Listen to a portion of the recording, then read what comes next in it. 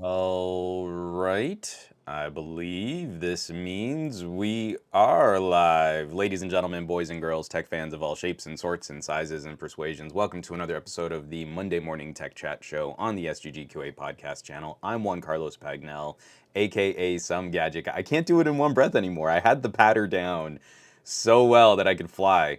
Um, some Gadget Guy is the SGG of this terribly named podcast series, but of course the QA, that's the important part. It stands for question and answers. We like to have a more interactive conversation on the tech news. Already seeing an incredible group of techies joining this stream. I'm seeing Barry Johnson, Gormlord, J-Man, Snorkel, Coppacash, Bray Gray, Paul Puri, Otaku, Jojo the Techie. What's up, Jojo? Ted Talks Tech. We've got a good crew already, so I'm feeling pretty good. This is going to be a really news heavy block, and then I want to try and do something. I don't do very well on the podcast. So many tech podcasts do a really good job of kind of mixing in actual reviews, right? I love hanging out with the folks at All About Android, and they've got like a gadget block, but they actually like kind of go hands-on and they show you some stuff, or if there's a new app, they kind of go top-down camera. So I'm setting this up, and it might totally fail, but got a bunch of phones here running Android 13, and we're gonna try to talk through just a few of the differences that I've noticed in setting up Android 13, how the Pixel is a very unique flavor of Android 13, and how BBK brands, OnePlus and Vivo, are doing wildly different things with their Android 13. So, good morning. I hope everybody had a phenomenal weekend. We're right into the season this week. My favorite holiday of the year is Thanksgiving. Uh, we're gonna have to talk to TK because I don't know what we're gonna do for the best of our week podcast. Probably have to not be on a Thursday unless we can do like food comatose, TK and Juan. I don't know. Did you use any tech? I ate a lot of turkey. So I'm getting ahead of myself here. That is the cart way before the horse. We have a show to do now. Now. But I hope everyone had a lovely weekend, and that we're kind of into the swing of the holidays. And I hope that you're able to take some time to really celebrate, unplug, get some downtime, do some fun stuff. It's a lot. It's a lot keeping up with everything day to day, and then the excitement and the energy of the holidays becomes an additional agitation. So hopefully tech tools around you and all of the fun toys that we get to play with are helping you sort through all of that, and they aren't contributing to that issue. I was up late last night trying to work on a tablet that I'm pretty confident I have a lemon. That the company who sent me a product to review sent me something that doesn't really function properly, and I burned a lot of time on that. And you're like, oh, like, I don't have anything to show for that. If I made a video about it, I'd get a ton of views because like, oh, company can't do anything right. But I don't want to be that guy. So again, I just put the cart way before the horse. I feel like we need to jump in. Um, we we um. We have a lot of news block to cover, and like I said, I want to go hands on with some of this hardware here. JMan 150, it's surprising because it's BBK. I don't know that that's too surprising. Is that surprising for BBK? Because BBK has like 5 different flavors of how they manage Android on all of their various sub brands. So I always thought that was kind of on par for BBK. Their updates are actually great. Anyone who's been rocking, I mean, if I cut back to the little stack of phones over there, one of those phones is a OnePlus 9 Pro, and one of those phones is a OnePlus 8 Pro, and they're all rocking some delicious Android 13 goodness. So I'm feeling real positive. Like if you were on the OnePlus train, especially how good the OnePlus 9 Pro was, I feel like you're in real good shape right now. But anyway, why don't we knock out some housekeeping, because even that's gonna be kind of a lengthier conversation, and I don't want to focus too much on like the pillaging of Twitter, but a part of that is also like in what's happening with Twitter, where a number of people are going to kind of hold these conversations. And I'm joining a team of people. Like, I'm still on Twitter, in that twitter.com is a functional website, and my account, I'm like, I haven't pulled my account, but increasingly I've been spending time elsewhere. Excuse me. So, why don't we get this out of the way here? Barry, thanks. Barry with the assist. We have Color OS, Oxygen OS, Realme OS, FunTouch OS, and Origin OS, just to name a few. I feel there's always been a colorful diversification of Android updates through BBK. All right, here we go into some housekeeping. I do want to highlight last week's podcast. We spent a bit of time talking about the MediaTek announcements. I want to spend a little time talking about Qualcomm, but for the more practical deep dive into everything that went off at the Qualcomm announcement, please check out Best of Our Week. TK Bay, I believe, is finally back from traveling, but he was actually out in Maui. We had him out on location. I like that I get to sound like I sent TK Bay out on location to cover the Qualcomm event while I'm just, sitting back here at home chilling like an editor. That's not how that goes down. TK's his own man. But we're going to be talking a little bit about Snapdragon 8 Gen 2, specifically how I feel next year's lineup of chips is going to look, because there's a huge consumer benefit to having this competition, but it also makes the conversation just a little more nuanced and a little more confusing. Case in point, I have a standalone video if anyone wants to watch that. Snapdragon 8 Gen 2 versus Dimensity 9200 versus Tensor 2, what we know so far. Where I also get to show off, like, hey, if you've just been looking at Geekbench scores, you're missing some incredible real-world performance. Specifically, how a Tensor 2 in a Pixel 7 can absolutely crush an 8 Plus Gen 1 in my Xiaomi 12S Ultra. Again, I keep getting responses from people, like, I'll show a practical demonstration, like, hey, I put up a video editing timeline, I put these two phones head to head, and one phone clearly wins. It's not close. It's really not close. And then I'll get a reply, well, I'll believe that Tensor performance can match the Snapdragon when we see some benchmarks to back that up. Like, that's the problem. You won't, because benchmarks are, I'm not going to say they're lies. They're not lies. They are only indications of how well those phones can run those benchmarks, and they have absolutely no real world bearing on how your real apps and games are likely to perform. So it feels good to get that big number. Doesn't mean your work's getting done any faster. Big number, good, but no. Then I also really want to shout out, I got a couple videos out from Slick Deals. A video was published on HBO Max, especially looking at how HBO is gutting their catalog for $15 a month. And then I finally got back in studio with my sister from another Mr. Mrs. Trisha Hirschberger. Best Dyson deals of all time. Now, this sounds like clickbait, like we're going to try and sell you a new Dyson vacuum, right? I kind of need to talk to the folks at Slick Deals. I'm not sure that the title really showed off what we're doing in this series, and we really want to make this a regular thing on Slick Deals. We're playing a game to show how little Trisha and I know about deal shopping. So that what this video is actually a game where they put up a product and then we have to try and guess what the deal was. And so these are all of the best Dyson deals that have ever shown up on Slick Deals. And man, Trisha and I do not know how to shop for appliances. We're really bad at playing this game, which I feel kind of makes the game more fun, infuriating. Like if you've ever done some comparison shopping for like a Dyson hair straightener, I don't even know what they are. We get to play with. Like they actually had one in house. Apparently, they're really hard to get your hands on. Is this like hair? What do you call that? Now I can't even remember what the word is. But anyway, so we're playing with it and we're doing all the attachments and stuff. And we're like, I don't know, it was $50 off, I guess. And so we had a lot of fun putting that video together. I don't feel the title really represents what the video actually is.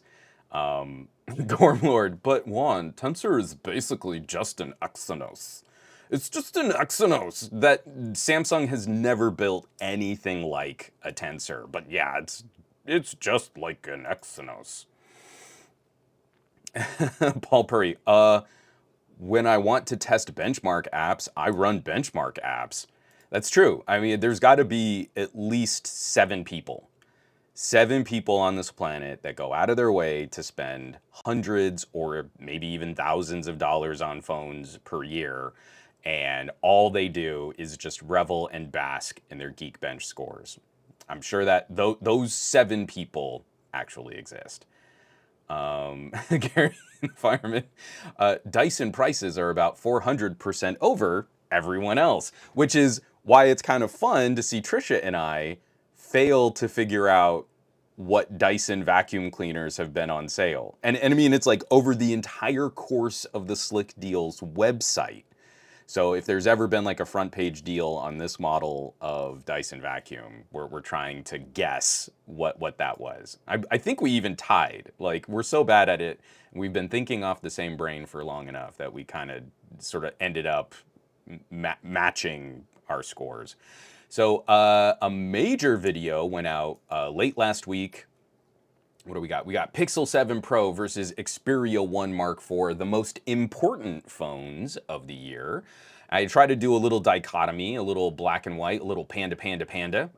Checking out I've been spending some more quality time. My SIM card is kind of just living in the Xperia 1 Mark IV, and a lot around the same time, we've also been trying to dig into Pixel 7 Pro performance and what that phone brings to the table. And let me get that out of the way there. And again, I've been getting some really fun, snarky comments on this, like, oh, most important. It's not like anyone even knows about the Xperia. And I purposely put here, like literally in the first sentence of the description, I'm not calling these the best phones of the year, and certainly not the most popular phones of the year. I'm saying they're the most important phones of the year. And I have one comment on that YouTube video, which if anyone wants to check out, I think is hilarious. Someone going in is like, well, that's like saying the Yardbirds are like the most important band in music history and not the Beatles. And you're like, yeah, you're kind of playing yourself, because the Yardbirds are not one of the most popular bands in music history, but I think a lot of music historians would say that they are critically important to rock history, which is kind of what I'm saying here. So thank you for the wonderful analogy. Thank you. You played yourself. So it's been interesting. Let me kind of wrap up housekeeping here, and then if you want to dig into my YouTube comment shenanigans, we can do that too. Lastly, this is a big deal for me. This is the second major video of a little series that I'm putting together. The Velotric Nomad 1 Fat Tire e-bike. Is it a good road bike? Nomad 1. Big old fat tire e-bike, 750 watt motor. Man, I am super getting into e-bikes. And I'm telling you now, over 2023, I'm still gonna cover phones and tablets and all that fun stuff.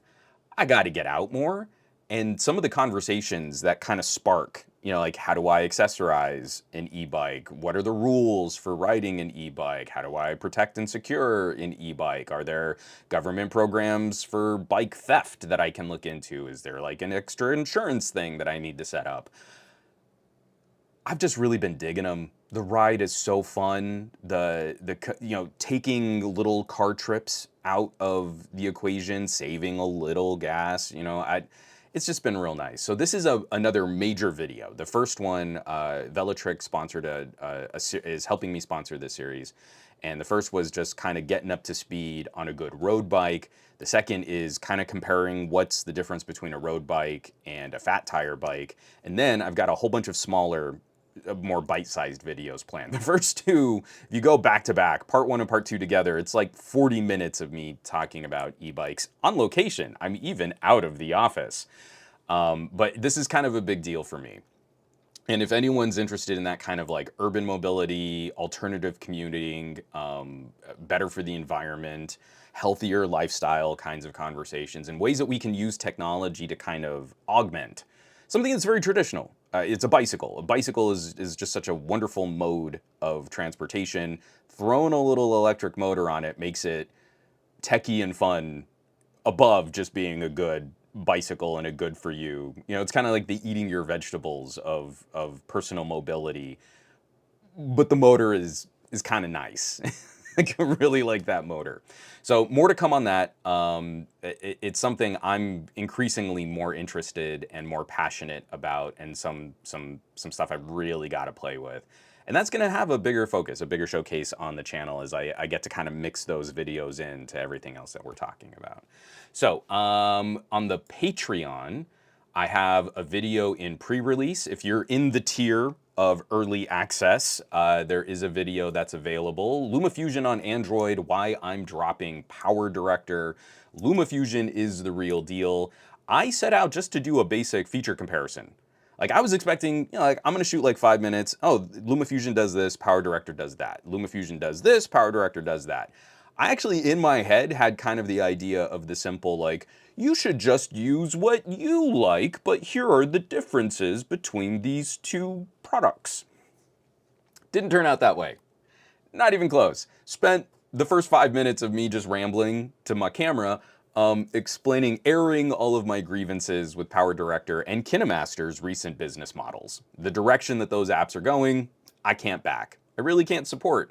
So I'm not going to pretend that this is just a fair head-to-head, you know, oh, features and comparisons, because I've been cutting video on my phones heavily since the Axon 7 and the LG V20. I think like for Pocket now, the first video I did soup to nuts, all on a mobile device. I failed on the first gen iPad Pro. We actually did try to do, can you review the iPad Pro on the iPad Pro? And I couldn't quite get to a finished video. I got really close, and that was exciting. What was it? Was the Huawei P10? I think it was the Huawei P10, and I was out at an Oppo launch shooting everything on a Huawei, and then I did all the VO and I did all the editing in my hotel room out on location from the Huawei to cover an Oppo launch. And I feel like ever since then, I've just been hardcore.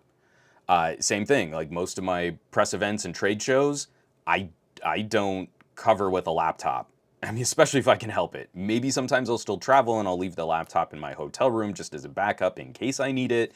For years, I really haven't needed a laptop. It's been great. And increasingly now, with these types of just wonderfully powerful tools, Power Director, KineMaster, and now LumaFusion, there's less and less reason for me to go mobile with some type of computer. It's really just faster, easier, more immediate and accessible to edit from a phone. So that's on the Patreon right now. That's in early access. That should be going public sometime this week, just for my holiday schedule to kind of be a little lighter this week. But I still have some videos and probably another podcast coming out for the week of Thanksgiving. And this is, I feel like, where we should, let me get this out of the way. Oh, Sore Hunter talking about Geekbench. Hold on. I just don't want to highlight this comment here. It's more than 7 people. Pair the high benchmark value with a huge price tag, and some people will just wet themselves. All right.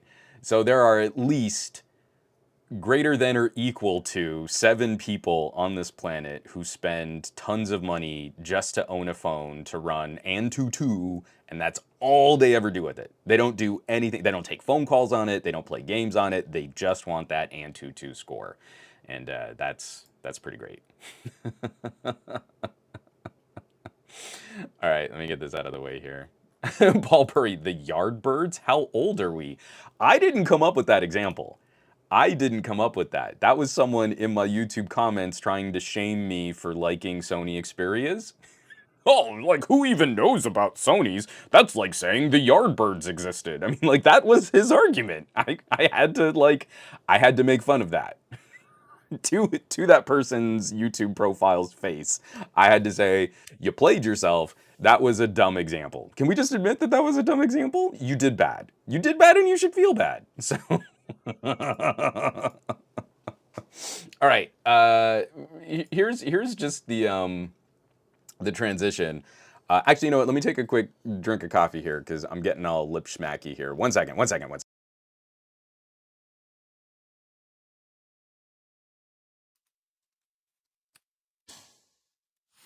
I hate that at the end. I do that on purpose to just mess with people. So So Twitter's in bad shape. I also wrote just kind of it wasn't even like an editorial. It really was just like a Juan's feeling sad kind of production diary post on the Patreon, patreon.com/somegadgetguy. Patreon's getting got a lot of attention today. Here's the summation on Twitter, because I'm not going to spend any other time talking about Twitter on this podcast. I feel Elon Musk is getting to live in so many people's brains rent-free. He's doing things just to be an agitator. Nothing he's doing is in earnest. He is trying to make a spectacle out of this because that's what's going to drive traffic, that he can hopefully entice advertisers to come back. All of this is just drama machine in high gear from someone who does not approach conversations with any type of consistency or earnest. He's not a figure to look up to. He's lost any credibility in this conversation, and now he's doing outright damage to these companies that he's been a showman for. Increasingly, this strips away this veneer of, tech genius, misunderstood, wild, eccentric. No, he's kind of just a rich jerk. And I feel it's fine calling that out for what it is. His behavior has been reprehensible, and he has done everything in his power to absolutely wreck the credibility and the foundation of a site that definitely we shouldn't have valued the way that we did, but became such an incredible platform for citizen journalism and in-the-moment reporting. Obviously, it came with a whole bunch of baggage. The former people who used to run and operate Twitter, I don't think they did a great job of abiding by their responsibilities in managing that platform. But what the platform ultimately could be used for now has been completely dismantled. I do not care that there is a functional website called twitter.com. What I valued about that website has basically been destroyed. Twitter, as I used it, as I valued it, is dead.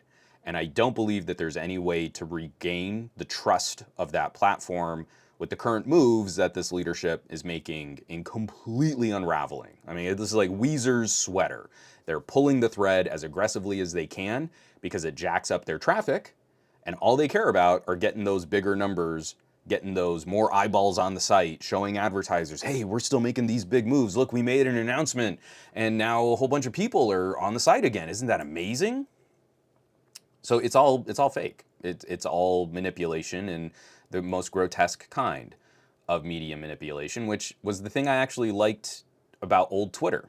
It was kind of the last Web 2.0 option that wasn't heavily filtered and algorithmically based and ratcheted up to that degree. You could go in and set your timeline to real time and just kind of keep up with the people that you cared about, and Twitter was glorious. Twitter was beautiful for that. So, Twitter's dead, and I'm trying to find opportunities to move on. I've been spending a lot more time just lurking in my own Discord and lurking on my Patreon and kind of poking around some of my YouTube comments.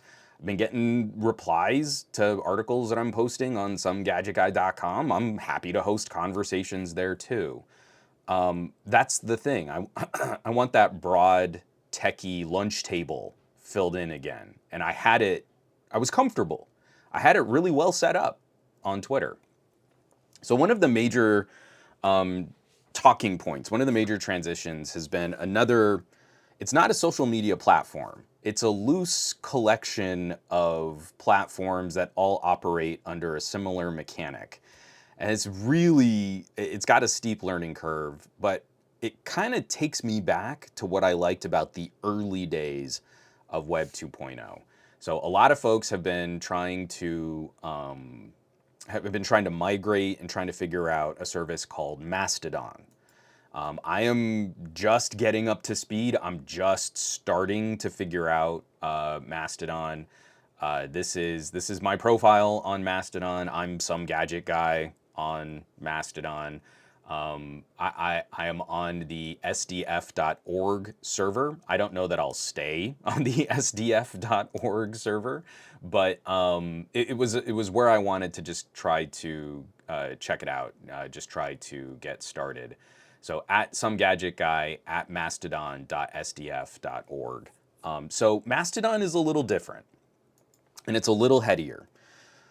Mastodon is not one centralized service like Twitter or Facebook. The hardest thing about getting started on Mastodon is picking a server. So we can make all of these analogies, we can make all of these comparisons. It's a little like this, but then it's also like that. It's a little like Discord. You kind of have a user account, right? But you can go into different Discord servers to have conversations, but your account is persistent and it follows you from server to server to server. Mastodon is built a little like that. There are these little pockets of server activity that are usually self-funded or community funded or not-for-profit funded. So these servers are getting hammered right now. I believe like over the last 2 weeks, they've seen an influx of over 6 million new users, which is heavy. And so you'll go to load up your Mastodon instance and you're like, oh, I guess I can't check Mastodon right now because it's real busy. So you sign into a server, but then your user account is basically visible across all of Mastodon, all of the other servers. Everyone can find you on any other server or collection or group. I chose a server that I thought would just be kind of fun. Specifically, it was built kind of more around music and art and content creation production, but it's really like deep into the art. So I get a little traction on photography from my server. I might switch servers. I don't know. We'll see. If I do, it shouldn't be too difficult to still find at some gadget guy because my account will kind of migrate all of its data. But that's the tricky getting started bit. Once you're in, it functions a lot like any other social media platform. You publish short form. It's a microblogging kind of service. You can upload images. I don't think it handles video very well. You can set up polls. You can link to websites. Hashtags are clickable for better information. And it just feels really consistently like kind of like a Twitter clone, but without the singular authority of Twitter.com's management. It's really cleanly laid out. I'm going to put out the plea. If you're interested in continuing and maintaining these conversations, there are now a whole splintering of different places where we can go. I'm hanging out on Reddit. I'm hanging out in my Discord. I'm hanging out. I've been reviving my Flickr account for better photo sharing. We're kind of getting spread out all over the place, but Mastodon is going to have some of that Twitter-like appeal where you can easily put together a couple little thoughts, share a link. I did today's podcast, has been published on Mastodon. And you can find all of that information and you can, jump into the stream. You can join the show. So it's kind of the necessary situation, I think, for a lot of us. How do we want to, invest our time, our effort, our energy? I don't want to put that kind of effort or energy into Twitter anymore. My Twitter use is going to be more autopilot-y. It's just going to kind of hang out. It's a lot like Facebook. There is a facebook.com/somegadgetguy. It is basically just auto-populated from other things that I publish other places, and I don't check in on it very much. It's just there to exist, to not let anyone else steal facebook.com/somegadgetguy. Twitter.com/somegadgetguy similarly is probably just gonna hang out. So I hope that we can continue these conversations. I hope that people will make the effort to continue these conversations on platforms that handle personal data with more responsibility, that handle their obligations to not enforcing, but sort of fulfilling the discourse and the sharing of information with integrity.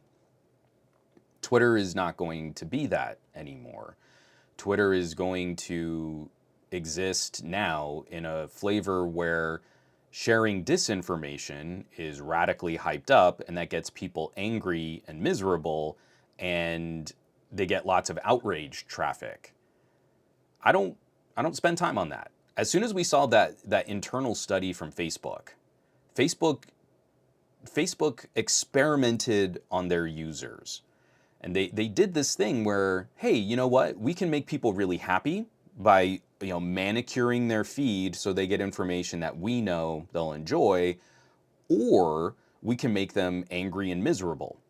And wouldn't you know it, when the algorithm was tuned to anger and misery, Facebook time on site skyrocketed. And now Twitter is going to be doing the same thing. And that's not good for your mental health. That's not good for your relationships. That's not good for your friendships.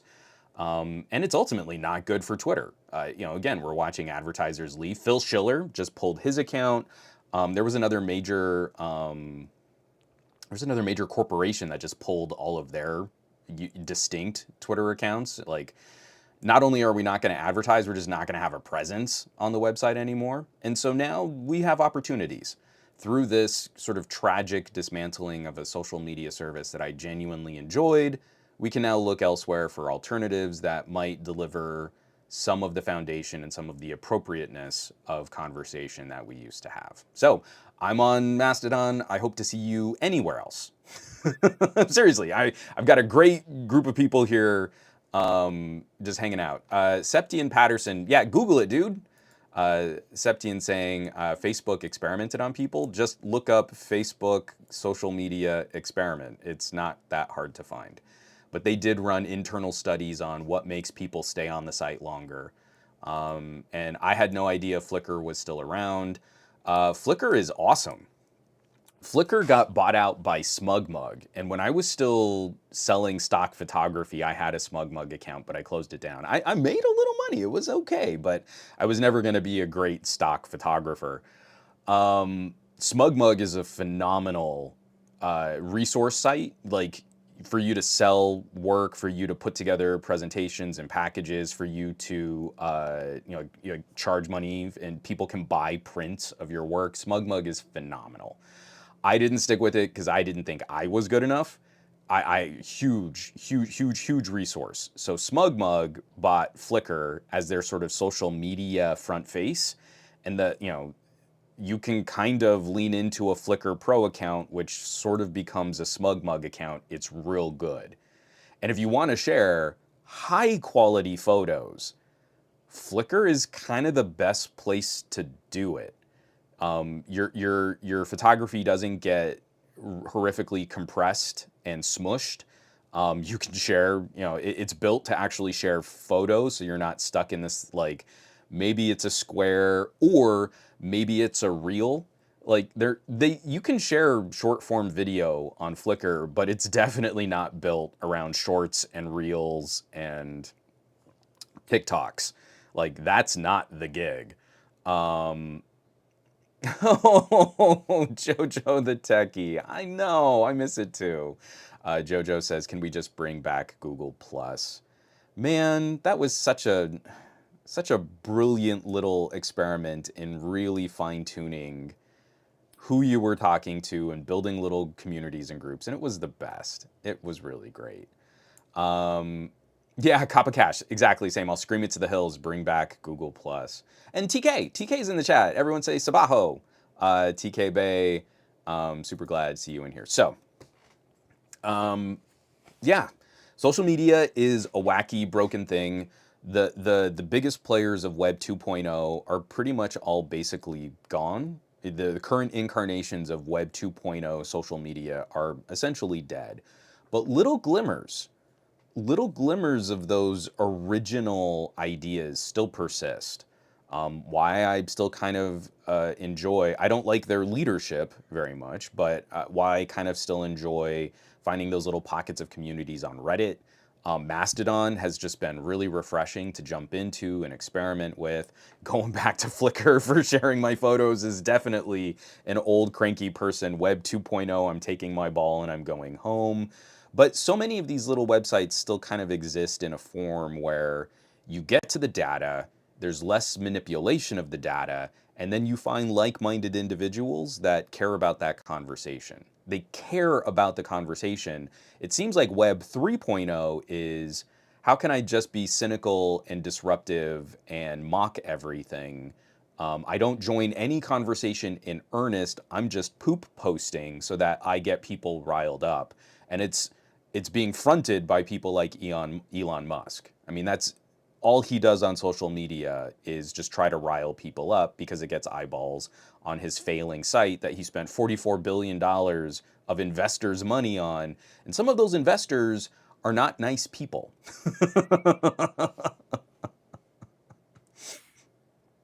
Oh, true, Alex. So it's a shallow husk of itself, much like YouTube. Um, I haven't been particularly. YouTube is doing that like creator survey. Make sure you're included, and we want to be inclusive and help people. Like, I'm not taking your survey. I, I, as frustrated as I am with Facebook and Twitter, YouTube is starting to fit that bill too. This race towards TikTokification, making every video as disposable as possible. Um, all of the creators that are in just massive burnout, but they've got to keep feeding the machine because the YouTube algorithm is hugely punitive if you aren't constantly supplying it with content. All of those conversations we need to pay attention to. A lot of your favorite content creators are struggling. I mean, it's pretty clear. You get some novelty and you get some early wins on YouTube and it feels really good and you keep putting more energy and dedicating more effort into it, and then YouTube will pull the rug out from under you. If what you're making is not algorithmically popular 6 months later, then you are persona non grata. And all of that effort, all of that energy, all of that momentum is just taken away. I had some really deep conversations with some content creators during the Media Tech event. It is not my place to name names. I'm sure if they want to have those conversations with their audience, they will. But it was like, hey, I want to be able to take a little break from my YouTube channel, but I can't. Hey, I inherited a YouTube channel from someone else and I'm trying to rebuild my relationship with that audience and I can't. It's getting really tough out there, and on top of all of the stress and pressure of getting to the end of the year, getting through the holidays, working with your clients and your sponsors, and trying to keep up your conversation with your audience is really tough. So on top of all of that, let's switch social media networks and join me over on Mastodon.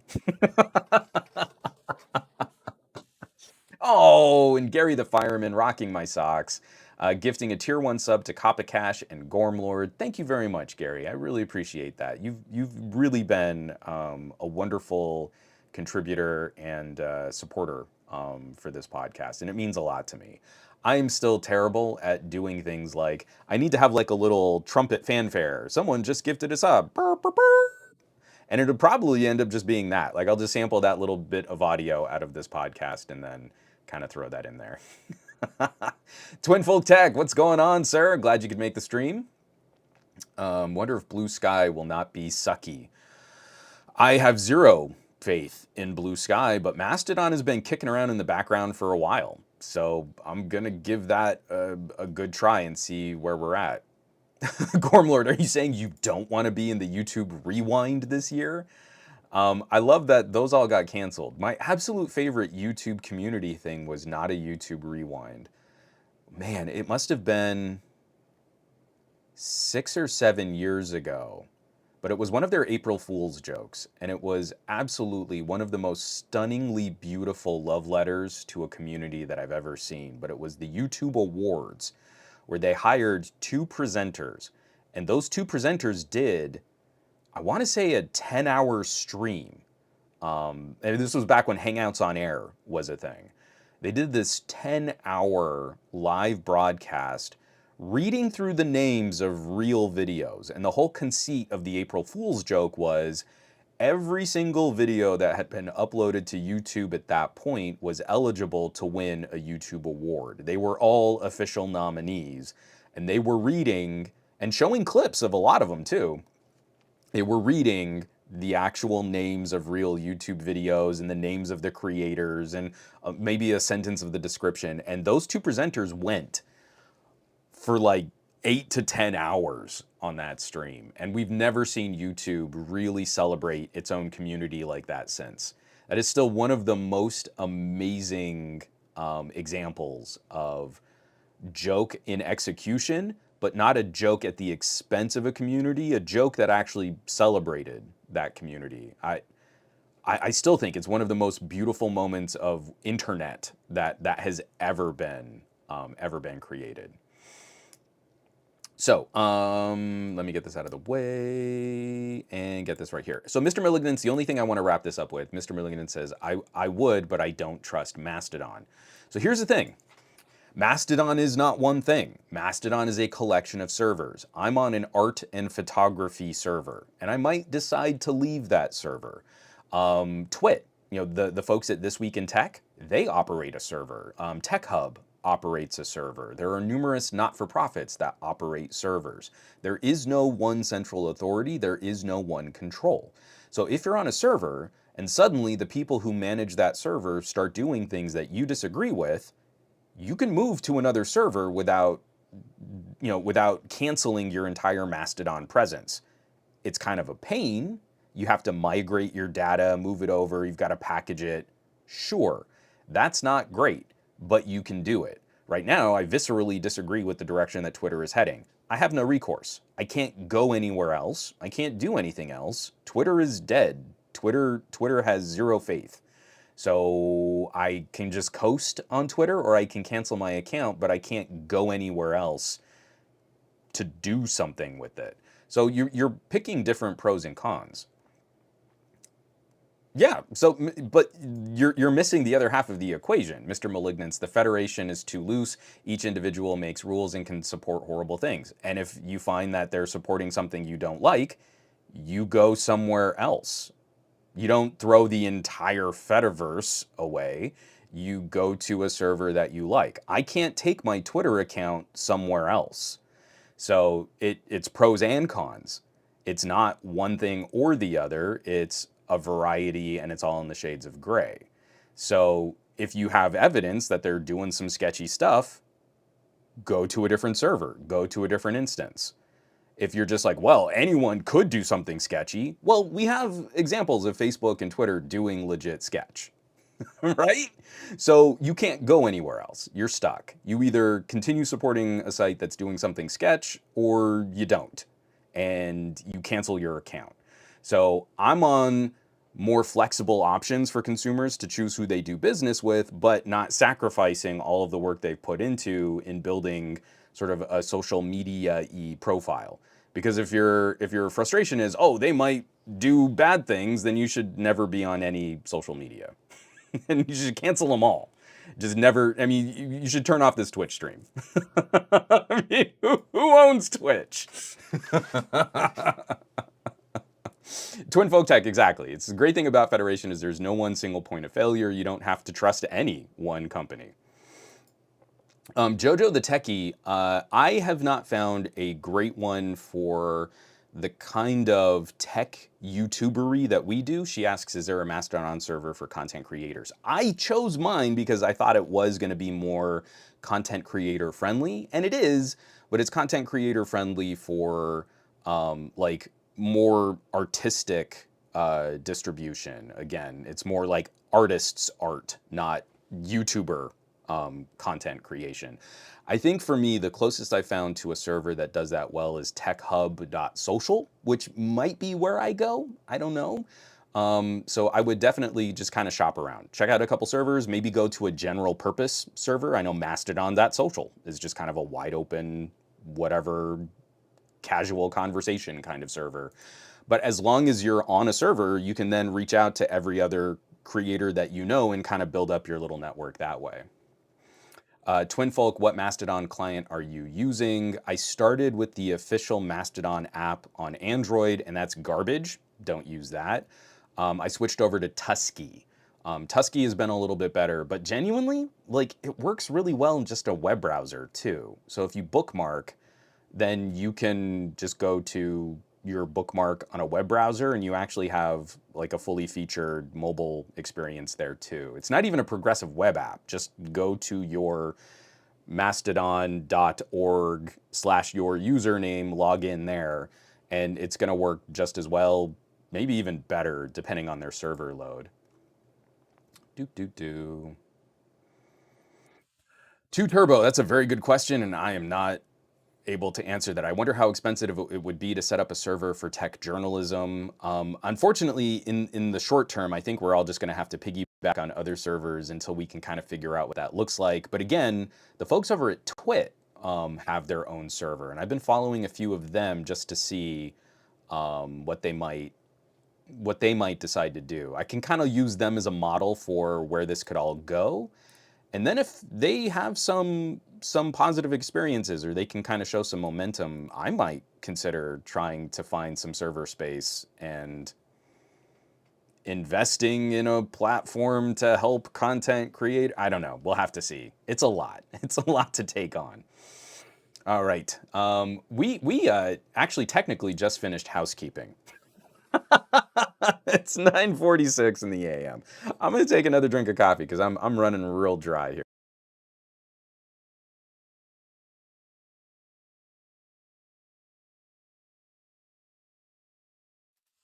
One last. Gormlord says, if YouTube started doing a Twittery, bloggy type of thing, would you use it? And they do. And I do. And it's awful, but you can go to a YouTube community page. What YouTube had, or what Google had, was Google Plus, and that was amazing. And then they tried to staple it to YouTube, and that was terrible. And everyone hated it, and they were bad, and they should never have done that. But they tried to keep some vestige of it by doing YouTube community posts. So I still post occasionally that they are not valuing that as part of their algorithm. For a while there, you could game YouTube community posts to get a ton of traffic. That was kind of the hook. Like, hey, we really want to focus on community posts. This is a way to kind of drive that engagement, keep people looking at YouTube videos. And then they pulled all of that. So like there's very little engagement, traditional engagement on community posts in the same way. So it is what it is. But yeah, I mean, I posted it on YouTube today. There's a YouTube community post on youtube.com/Juan Bagnell or youtube.com/@somegadgetguy, and it links to this Twitch stream because Twitch is a better place to have this kind of conversation for me. So, Paul Purry gifted a tier 1 sub to KMK0, Al Zombino, Last Divine, 3 Suku, and 2 Turbo.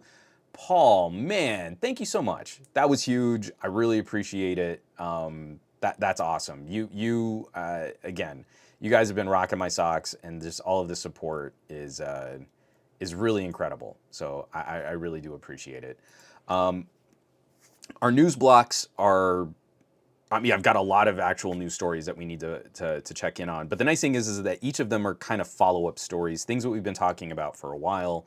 And we just want to kind of keep an eye on some of these events as they sort of unfold. So I'm gonna try not to spend a ton of time because I can't really go super over. This podcast is already gonna run long, but I can't go crazy long. Make this another 3-hour live stream. So I want to start off with some of our government and regulatory news, just because this is a positive step and it's something that you can contribute. And in fact, this is something I hope people in this live stream will share with a few of the people that they know that this might benefit. We've had the hardest time getting accurate data on broadband distribution. Under the last FCC, ISPs were allowed to self-report on what their service looked like, on how many customers they really served. That doesn't work for how we invest in future broadband rollout. So the FCC has started trying to redefine and redraw coverage maps, and now people can contribute directly. This is coming by way of John Brodkin over at Ars Technica. FCC unveils big update to broadband map and wants you to help correct errors. All of the links, all of the stories, all of the housekeeping, everything we're going to be talking about is going to be on the show notes for this week's episode. I very regularly ask you to check out somegadgetguy.com to hit those links. I'm asking you specifically on this one to read through what the FCC is doing and click on the FCC link so that you can also contribute your data to this project. We cannot have the next phase of fiber to home, 5G, fixed wireless, satellite, We don't know where to spend money on making those services better unless we tell the FCC directly. We can't leave it up to the ISPs. We can't leave it up to the cell phone carriers. We are woefully underserved for how much money we spend. The only way to fix that is to contribute directly to the agency that is going to be responsible for funneling money into broadband distribution. Only you can prevent broadband blackouts. You have to do, I already have. It's not on me anymore. I've already put in all of my data for what kind of coverage I have access to. I'm done. I'm good. I've done my part. I'm very angry that across the street there is fiber and I do not have fiber here. So I'm trying to fix that. You can encourage people around you to go to an FCC website and put in some information, and then money will be spent to hopefully better help people that are also underserved. So Ars Technica doing the good work. John Brodkin's coverage on government regulations and tech politics has always been outstanding. So, oh, you jerk. I am not making this podcast another Elon Musk rant, but Soar Hunter, just give money to Starlink. What could go wrong? Oh, no, that's bad. So yes, the link for that will be there, but you can also go to the FCC website. Participate, because if you don't participate, you don't get the money. I'm trying to make sure you guys get hooked up. It's better for you if you participate. Just as another follow-up story, this was a thread at MiskCo. I'm definitely mispronouncing that Twitter handle. Doing another deep dive analysis on Apple's App Store ID and data tracking. The top level tweet of this thread, Apple's analytics data include an ID called DSLD. We were able to verify that DSLD is the Directory Services Identifier, an ID that uniquely identifies an iCloud account, meaning Apple's analytics can personally identify you. So the company that went out of their way to hurt Facebook so that they could start up their own ad business.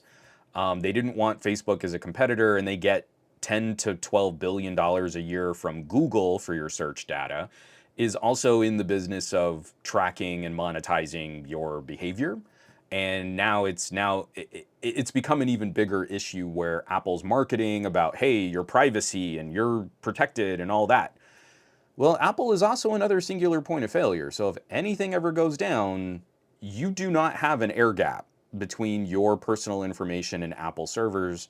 You've signed a terms of service and an end user licensing agreement that lets them profit off of your data. They sell this to marketing to companies that advertise on their platforms. And if there's ever a compromise, it seems like it's pretty easy to link your behavior to your actual account. And as we've seen, a lot of consumers out there probably aren't super great about really doing their due diligence and protecting their iCloud accounts, celebrities included. So if someone was properly motivated to link your data to an iCloud account and try and compromise that account, you just have to really hope that Apple is super good at never, ever letting a security issue through, which we know there have been malware apps, sort of let through onto the App Store. That's been a thing. We know that Safari browser data was leaky as sin at the beginning of the year. That was a thing. We know there have been numerous security exploits where Apple has just never detailed if there was sort of a problem in the wild. Major iOS and iPadOS updates have gone through saying, hey, this is a huge exploit. This could have been terrible. It could have gained remote access to your devices. We're not going to tell you if it actually happened, because that would be bad for our image. So just another rules for thee, but not for me. Apple loves posturing like they're really helping you protect your data. At the same time, they're making a lot of money on advertising now off your data. So that's pretty great. Gary the Farman, privacy, it just works. Paul, with Google, you're the product. With Apple, Wait, you're also the product. Not only are you also the product, you got to spend a lot more for the privilege of being the product on Apple than you do on on Google. The average selling price of Androids is like $400. The average selling price of an iPhone is 8. Okay, cool story. Moving right along, this is just another one that I think is interesting in we build up all of this cool stuff. These tech companies profited insanely over the last 2 years, and coming out of a global pandemic where we're not leaning on tech in exactly the same way, these companies are still growing. Amazon is still making more money. Google is still making more money than they ever have before, but they're not making as much more money as they were during the peak of the pandemic. So just that market correction is causing stocks to plummet. If you've ever needed an excuse to hate capitalism and billionaires and people who invest heavily into these corporations, it's stuff like that. It's that Google made more money last quarter than they ever have before, but they missed their expectation by $900 million. They pulled in $58 billion, but they missed their expectation by under one of those billions. They made significantly more money quarter over quarter, year over year than they did the year before, but not enough more money. They need more money. And that to me kind of makes me want to throw up in my mouth. As everybody keeps telling me I'm supposed to get more conservative as I get older, that has not proven true with the way that we handle this tech stuff. So Amazon, similarly, there are some market corrections happening where people can go back to stores. Best Buy is doing actually pretty good right now because people feel more comfortable going into a Best Buy to do some shopping again. Well, Amazon is is not handling that transition very well, so some of their services are going to be gutted. So this is from Business Insider. Who wrote this up? Eugene Kim. Amazon is gutting its voice assistant Alexa. Employees describe a division in crisis and huge losses on a wasted opportunity. So one of the biggest platforms in IoT, home automation, it's kind of the backbone service for a whole bunch of people out there that like to do this type of assistant interaction with their home services. Apparently Amazon is gutting that department. So whatever goes on with Amazon's assistant at this point, we don't know. This is something to keep an eye on, especially if you're heavily invested in the Alexa ecosystem. That's going to be frustrating. Why? Why backpedal? Why pull support for Amazon Echo devices now? This is the wrong time. This is the time where you double down and you say, hey, you're going out again. And here, we've got all these partnerships with cameras and we do this and we do that. Set up all of those kiosks. You remember, I want to say it was like 2018-ish. Amazon would set up like this living room kiosk in like malls across the country. Malls are starting to get traffic again. We actually went to an outdoor mall and they've got like an indoor thing and people were really in there and shopping. Amazon is setting up all of these stores, like actual brick and mortar stores that they can use as distribution, but then people can really shop there. They have Whole Foods, set all of that up and triple down on an ecosystem of products. You've got Kindles and you've got tablets and you've got cameras and you've got robot vacuums and you've got these smart speakers and smart displays. Now is the time to show your community that you're invested. Now is the wrong time to cut funding to the department, the division that makes all this stuff. It's so frustrating. Oh, we got to tighten our belts. We're not going to make as much more money this quarter because we're not in a global pandemic anymore. So we got to lay off employees. Got to make that line go up, and it's maddening because this is going to erode the future of that division, but we don't care because that's like 3 or 4 fiscal quarters away. Next fiscal quarter, we need to show value to our shareholders. So we're going to gut the business that will eventually pay off all of that investment. It's so dumb. It's so dumb. We need a serious and significant regulatory and market correction on this type of BS.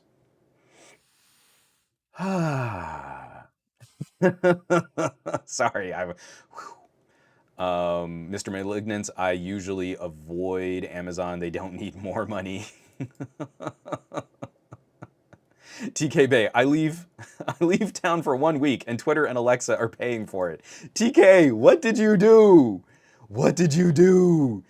We were at the MediaTek event and we were in the same time zone. So really it seems whenever TK leaves his time zone, bad things happen across the wasteland of the internet. TK, what did you do? So now we need to set up like a stock alert for people who are like hardcore day traders. Is TK Bay in his zip code? If he is not in his time zone, beware of risky investments. I love it.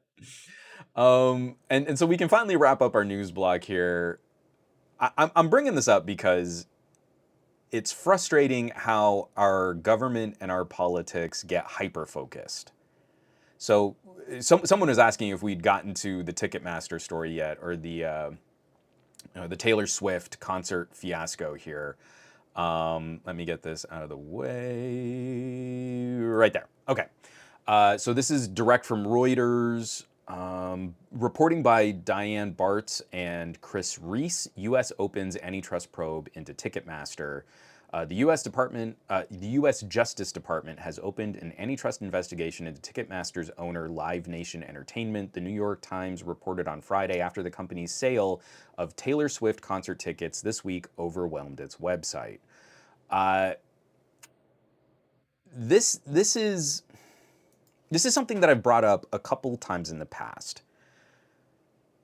When you have kind of a monopoly in a business space, it's almost always bad for consumers.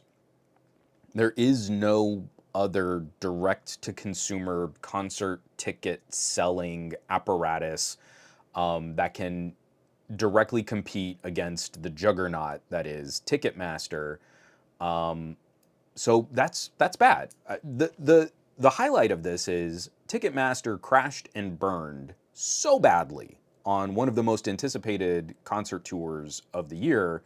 Taylor Swift has been very public about it. She's posted several times on various social media and in news. She's been quoted in articles and on coverage of this story. She doesn't have any direct control. She's sort of beholden to the mechanisms of Ticketmaster. She is going to be touring so aggressively and in such large audience quantities. That was really clumsy. She can't make a website that would fulfill all of that demand. So she reaches out to Ticketmaster and she says, "Hey, can you handle this? Do you know how much interest and how much traffic this is going to get?" And Ticketmaster says, "Yeah, sure." And then they go live, and then the entire thing is a poop show. We can't let something like that continue, so we do need to look into how does Ticketmaster get so big that there is no competition, that there is no other resource or outlet. Why is this allowed to happen? I completely agree with the antitrust investigation, because if we could break up Ticketmaster, or we could allow for competition in this space, or we could deliver better tools to concert venues that they could handle more of this on their own back end. I mean, this is an infrastructure issue, it's a data connectivity issue, it's a broadband distribution issue. All of these things fit together. All of the problems that lead up to one company that can push out competition is bad. Why do we only single out concert tickets? I have never understood. We get to this thing, you're like, hey, you know what? Scalping is bad. There are laws in most states, and I believe there are federal laws against concert ticket scalping. Scalping of everything? No. No. Concert ticket scalping. Our federal government has said, you know what? Concert ticket scalping is bad. Well, we went through 2 years of global pandemic where people couldn't buy PlayStations, people couldn't buy new laptops, people couldn't buy desktops, people couldn't buy components like GPUs. And then you would go on eBay and you would see all of these people ratcheting up prices to take advantage of other folks in desperate situations who really needed that hardware. But our governments have gotten on board. Concert ticket scalping, that's bad. Scalping in general, oh, I don't know, there's just nothing we can do. But concert tickets, that's where we've got to do some investigation. A concert ticket monopoly, oh, well, that's bad because a lot of people made noise about Taylor Swift. But a monopolistic business practice in regards to the cell phone industry, carrier industry, ISP, broadband, distribution, other products, well, there's just nothing we can do about that. Monopolies are fine everywhere else, but concert tickets. Now we look like we're doing something. This is performative government at its finest. Now we're really going after those evil concert ticket scalpers and those evil Ticketmasters, and we're going to make that all much better now. Every other part of your life is going to be just completely crushed under the boot heel of a rigged economy. But we fixed the Taylor Swift concert problem. It's so. Dave Burns. But public infrastructure is bad, Juan. Sore Hunter, nationalized Ticketmaster. Uncle Sam should run it. I love it.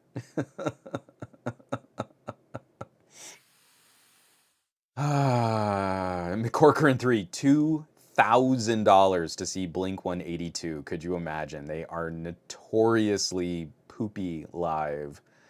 Man. Well, and so McCorcoran 3, yeah, could you imagine if Sony just started charging $2,000 for PlayStations and called it dynamic pricing?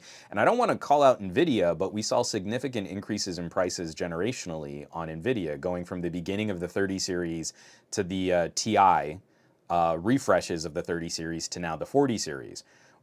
NVIDIA saw, hey, the market is sort of surviving this inflated pricing because of scalpers, so we can pad that pricing directly. And that's what happens when we have this kind of rigged, locked consumer relationship. The problem is, oh, regulations are bad. No, regulations probably would have helped offset some of this price and consumer gouging. Go to your grocery store and look at all of the inflated prices for your food. Then go and look at the financial statements of all the major grocery chains and how they've never made more money than they have over the last year. And then look at how grocery store chains are merging. They're acquiring each other, and you're having fewer and fewer competitive advantages when they're all owned under the same umbrellas. That is monopolistic business practice. That is very similar to Ticketmaster. But we're really upset about Taylor Swift's concert. We're not actually going after the exact same business practice that allowed Ticketmaster to become this behemoth with our grocery stores. It's the same thing. It's even worse because I can choose not to go to a Taylor Swift concert. My options get a bit dicier if I choose not to eat. I mean, again, it's like, man, I've got a good competitive advantage where I can kind of just hop the hill and go to Trader Joe's, and we haven't seen as much price ratcheting at Trader Joe's, but it's getting gross out there for the indie supermarkets as well. It's really, really gross. DTNO, can someone just simplify the whole situation for me? Capitalism bad. Or I should say, unchecked, unregulated, late-stage capitalism hurts you. I guess is the last way to kind of wrap it all up. Oh, I didn't mute my mic. Apologies. You just heard me slurp coffee. So that's going to do it for the news block. I almost caught up. It's 10:09 in the AM. I'm feeling real good about that. Considering housekeeping took 45 minutes. Oh man, it's so bad. Every podcast has a subreddit. My subreddit is no exception. My subreddit is focused on trying to try and help people share content they feel deserves more attention. The subreddit I run is not a me subreddit, but wouldn't you know it, I had 2 really solid videos this week. So I did take the top spots on reddit.com/r/glowing rectangles. The mission of this site, as always, and especially because, hey, we're all looking at kind of managing our Twitter use, is to share content you feel deserves more attention. If you go to youtube.com, you're going to get a heavily algorithmically influenced lineup of videos. YouTube is not serving you what you want to see. YouTube is serving you what it knows will keep you on YouTube longer. But that means you miss out on a wide variety of content creators that are making incredible videos, really kind of broadening out this tech discussion and not just highlighting the most tentpole popular kinds of tech videos. So youtube.com bad, reddit.com/r/glowing rectangles good. And you can submit articles and editorials and video. It doesn't have to be videos. It can be anything that's sort of in the tech conversation or in the tech zeitgeist. Share it. We've even had some photos just become really popular on this little subreddit. But really it's, do you think it deserves more attention than it's currently getting? Help out, contribute, and participate. So at the top of the subreddit, number one, my Xperia versus Pixel video, which should kind of tell you something when an Xperia video this late into the year is pulling some good traffic, that maybe there's some potential for conversations outside of just, well, here will be the best Black Friday deals and sales and affiliate links. It's pretty great. Number two, my SoC showdown. I was really stoked about this. I didn't think this video would do very well at all, and it's what we're going to be talking about here in the gadget block, comparing the Snapdragon 8 Gen 2 against the Dimensity 9200 against the Tensor 2. I was really stoked. That one really made me happy.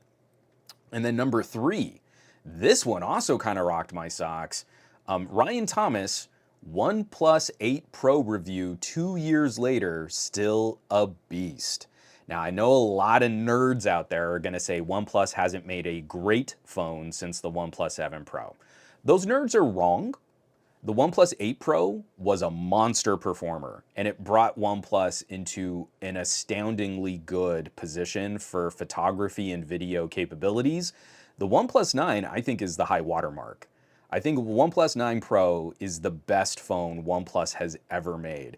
And the OnePlus 10 Pro is good, but the OnePlus 9 Pro is better. And especially now that the OnePluses all got, hold on, let me just make sure that camera is still on. I haven't even cut to the other camera. Just cutting to the OnePlus 8 Pro, OnePlus 9 Pro, OnePlus 10 Pro, and the Vivo 9 Pro. These are some phenomenally good phones. I just feel like OnePlus 9 Pro is peak OnePlus. That phone is awesome. It's really good. And now that they all kind of got Android 13 at the same time, like they all got updated together, which doesn't really happen on Samsungs. You don't go back to previous generations and see those types of updates. And Barry Johnson again with the assist. I love it. OnePlus 9 $299 and OnePlus 9 Pro $399. $400 for a OnePlus 9 Pro. You're trading some of the longer term software support, but that hardware is baller. And especially if you've ever played with shooting 4K 120 video, oh man, it's really good. All my family videos now are being shot 4K 120. It's kind of awesome. Dave Burns, but 865 bad though. 865 not good enough.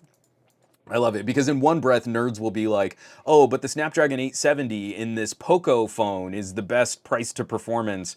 And then you show like, yeah, well, here's a $400 OnePlus 9 Pro. Oh, it's not good enough because OnePlus and Oxygen OS kicked my dog. I'm going to say it here too, because we are going to check out some of these Android 13 updates. I'm happy the old Oxygen OS is dead. Kill it with fire. It was not good. It was laggier in performance. It was terrible for the camera. And the only thing we're missing were some of the fun little like customization options. I'm glad Oxygen OS is dead. I'm happy. I really like what this new setup is doing. There are some teething pains. We definitely have to sort that out in just some future bullet point updates. I'm glad we moved on. It's better now, and I like that it's better. It got so pissy there. Oh, and Barry Johnson, 4K 120 chef's kiss, as El Jefe would say. Absolutely. Slow down 4K 120, shoot 4K 120, throw it into LumaFusion on the phone that shot the 4K 120, and you can slow it down to a 1/5 speed for a finished product at 24 frames per second. And you want to talk, hey, how do you shoot cinematic video from your phone? Do that. That is immediately dramatic and cinematic. I'm just doing silly things like, here's my daughter running at a zoo. Okay, well, that looks like your daughter running at a zoo in real time, but then you slow it down to 1/5 speed and you throw like some really cool, like, girl alternative rock behind it, and now you've got a moment, and it's awesome. So, reddit.com/r/glowing rectangles. I took the top 2 spots. I'm really happy. Rounding out the top 5, we've got an article talking about some new games coming to Android. We've got Shane Craig, Scary If Literal, talking about video editing software on the Surface Duo 2. Through the top 10, we've got Tech Potato doing a video on IBM machine learning. We've got another Ryan Thompson talking about repairable laptops. It was a really solid week for the subreddit, reddit.com/r/glowing rectangles. Really, really good. Yeah, Twin Folk, I love this. I love this so much. Twin Folk is saying, yeah, the Oppoification of OnePlus has been great for me. I've loved it. It's been better. It's been better. It's been a little less familiar, but the phones have been running better, performing better. The cameras have definitely been stepping up. The shutter lag has vanished. Everything that used to irk me about old Oxygen OS, light years better. With this sort of backbone being Color OS, I don't miss it. I don't miss Oxygen. Oxygen was kind of lame. So again, if you're one of those folks, and I feel bad for you if you are, but if you're one of those folks out there saying, oh, but the OnePlus 7 Pro and the periscope camera, that was best. Get on board. Catch up. Because things are happening and you're kind of missing it. Because this stuff is pretty sweet. It's pretty good.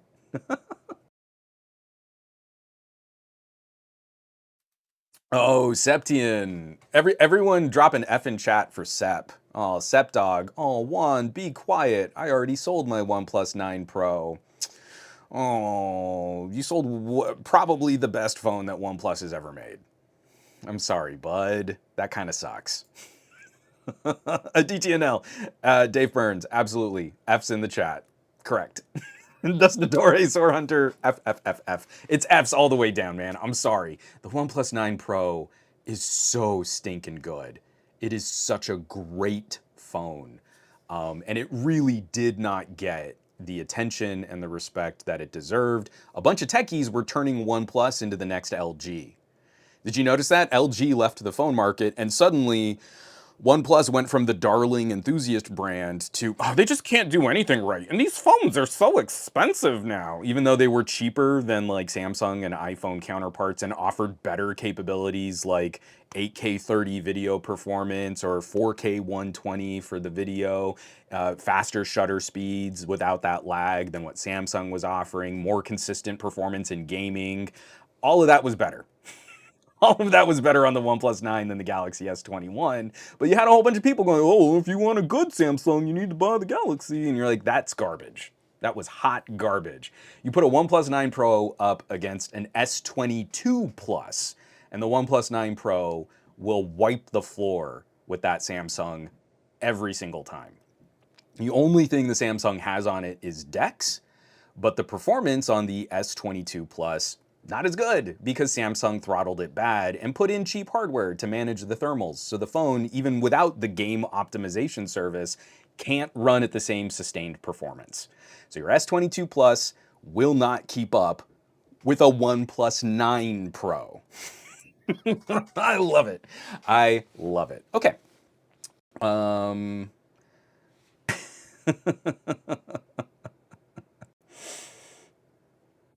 Yeah, I mean, Soar Hunter, it's a different phone though. The second thing Samsung has is a stylus phone. The Note is a completely different animal than the S.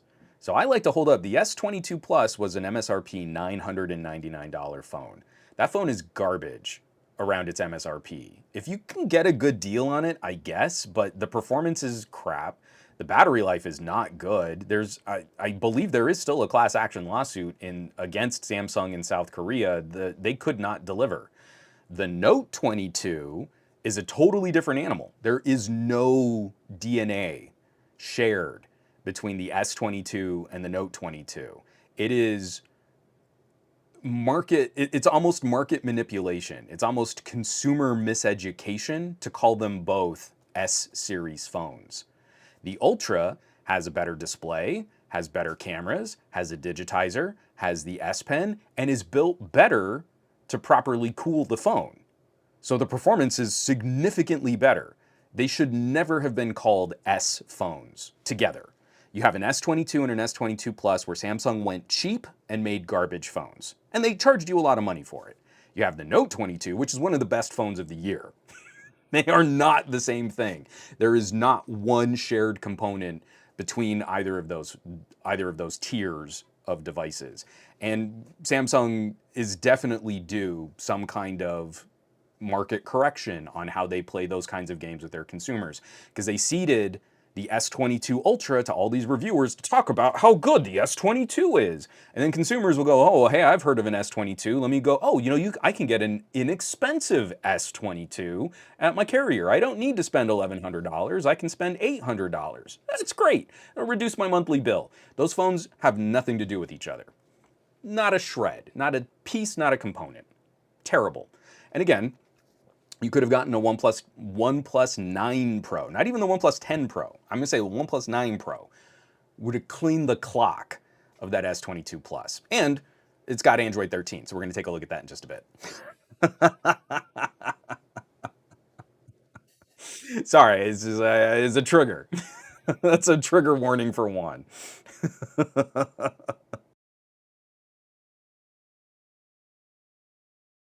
Ah. Oh, and Jojo the Techie is correct. There is no such thing as a flagship phone in the way that techies talk about it. So we don't really use the word flagship here. We talk about what the phone is built to do. I don't really care if it's supposed to be a showpiece. I don't review fancy purses. If you just want to spend a whole bunch of money on something to show people that you spent a whole bunch of money on something, talk about flagships. You can go talk about flagships on any other channel. I talk about price to performance and performance per watt. So you can spend a lot of money on a device that does a lot, or you can spend a little money on something that covers the basics. That's it. You got entry level, mid tier, premium, and ultra. And those are the 4 price categories that I talk about. That's all we really need to care about.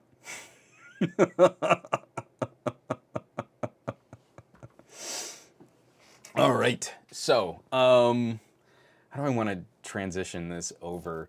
So I do want to spend just a minute. Oh no, I forgot to pull up the site. I need to get the Qualcomm announcement. Who here is excited for the Snapdragon 8 Gen 2? Drop a 1 in chat while I loudly type on my workstation here. If you're excited to see what might be coming from Qualcomm for premium tier phones, Snapdragon 8 Gen 2. Let's see. Dave Burns is dropping a 2. 2 Turbos dropping a 2. Dustin Dory's dropping a 37. Aditya Nil's dropping a 5. Ron Guido, J-Man, TK Bay, they're excited for 8 Gen 2. TK Bay just got back from covering all this stuff. I'm going to say that J-Man is excited because he dropped a 111111111. So I'm going to take each of those as individual ones and not like 11,111,111,000. So that he's multiply excited, he's not making a joke out of dropping a 1 in chat. That's what I'm going to say. Ted is saying he's more excited for MediaTek and Pixel. Gary the Fireman is saying Team Tensor. Barry Johnson dropping a 1 in chat. Okay, so I am critically very anxious, but I am very excited to see what's coming down from Qualcomm, from MediaTek, and from Google.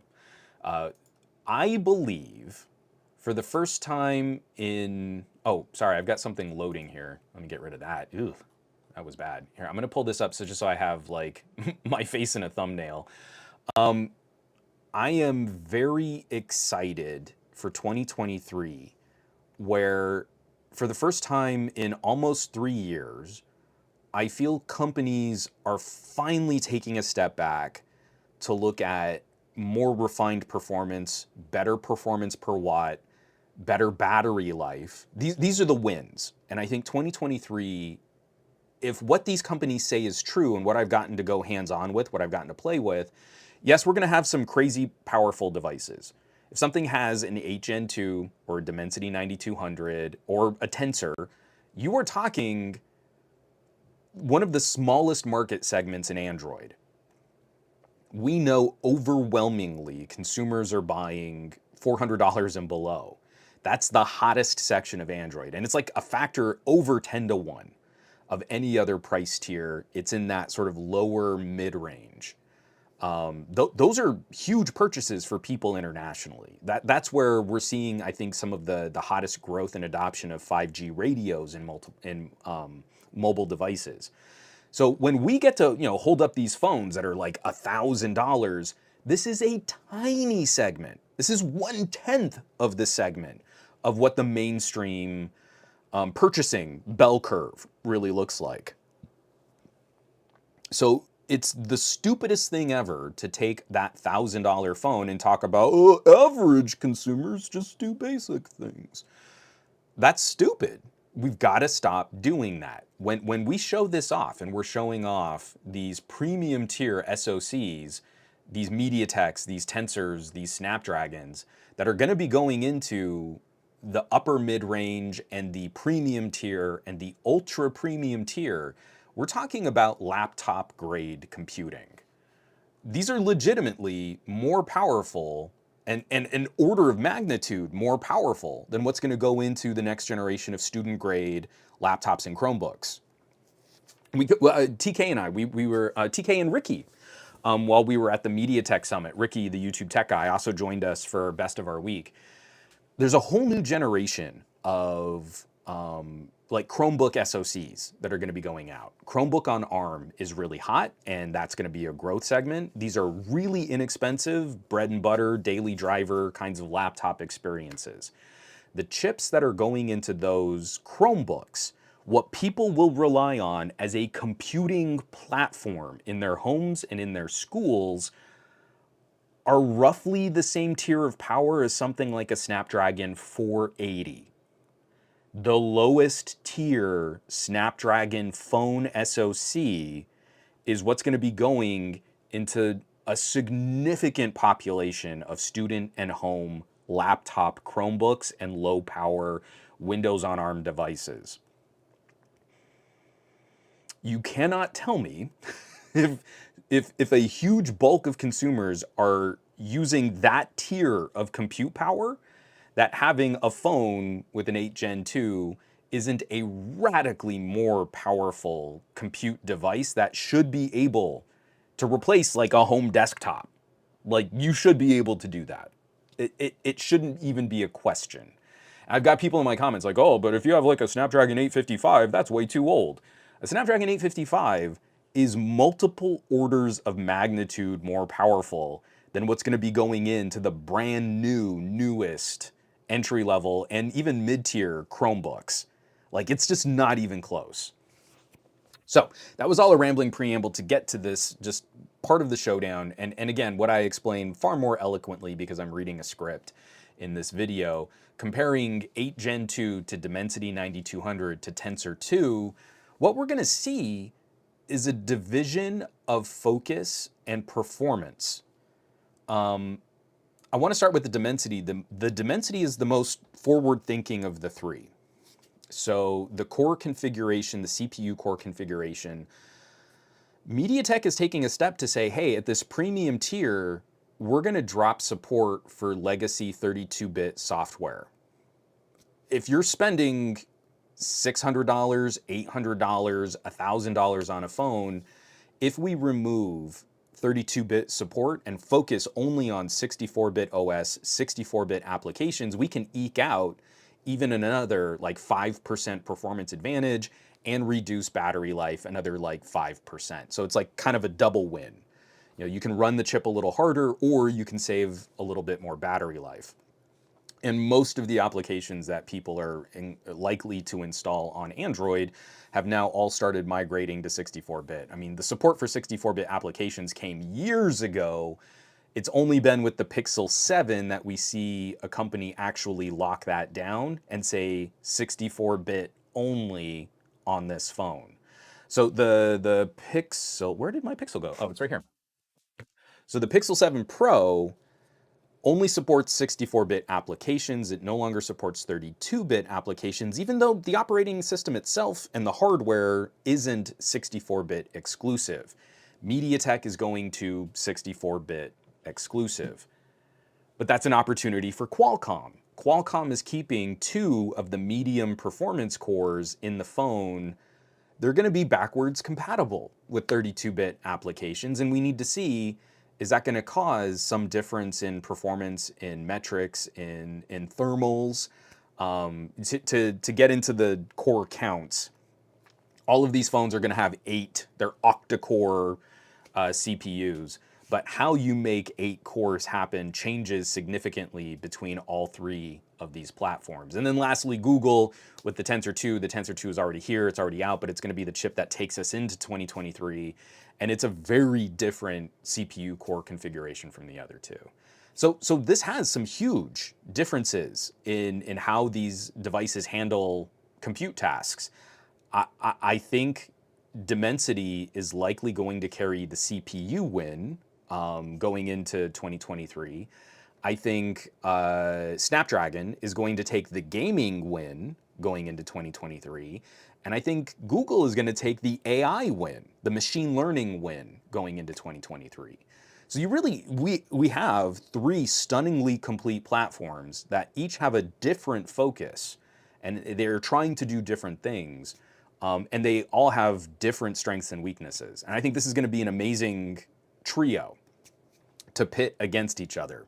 Right now, the best assistant, image manipulation, sort of computational machine learning stuff, Google is going to be really tough to beat.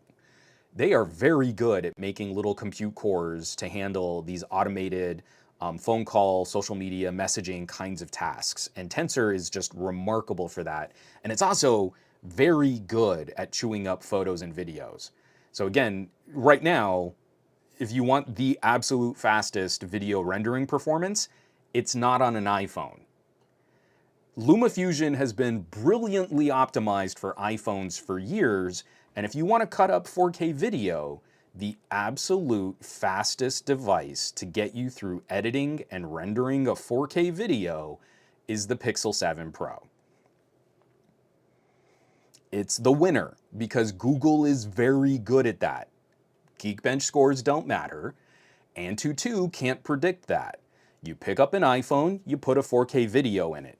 You pick up a Pixel, you put a 4K video in it. You push render, the Pixel is going to win. And along the way, it's also going to stomp the crap out of the 8 Plus Gen 1.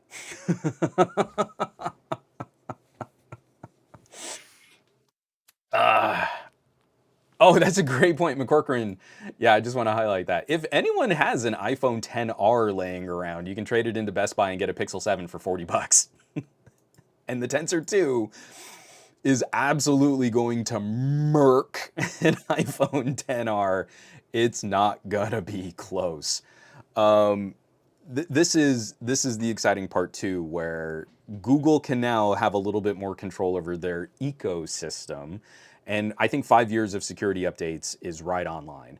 I do not care about 5 years of operating system updates. Operating systems change too much over the course of mobile software development that you don't get the best experience when you're into year 4, aging battery, phone is starting to slow down, and then you slap on a significantly different operating system than when that chip launched.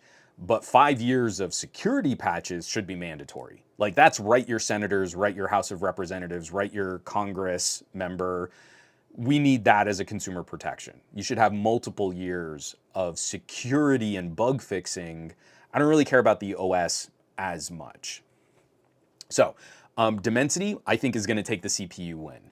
The Dimensity 9000 last year was an incredible performance per watt platform, and the 8 Plus Gen 1 largely caught up to it at the end of the year.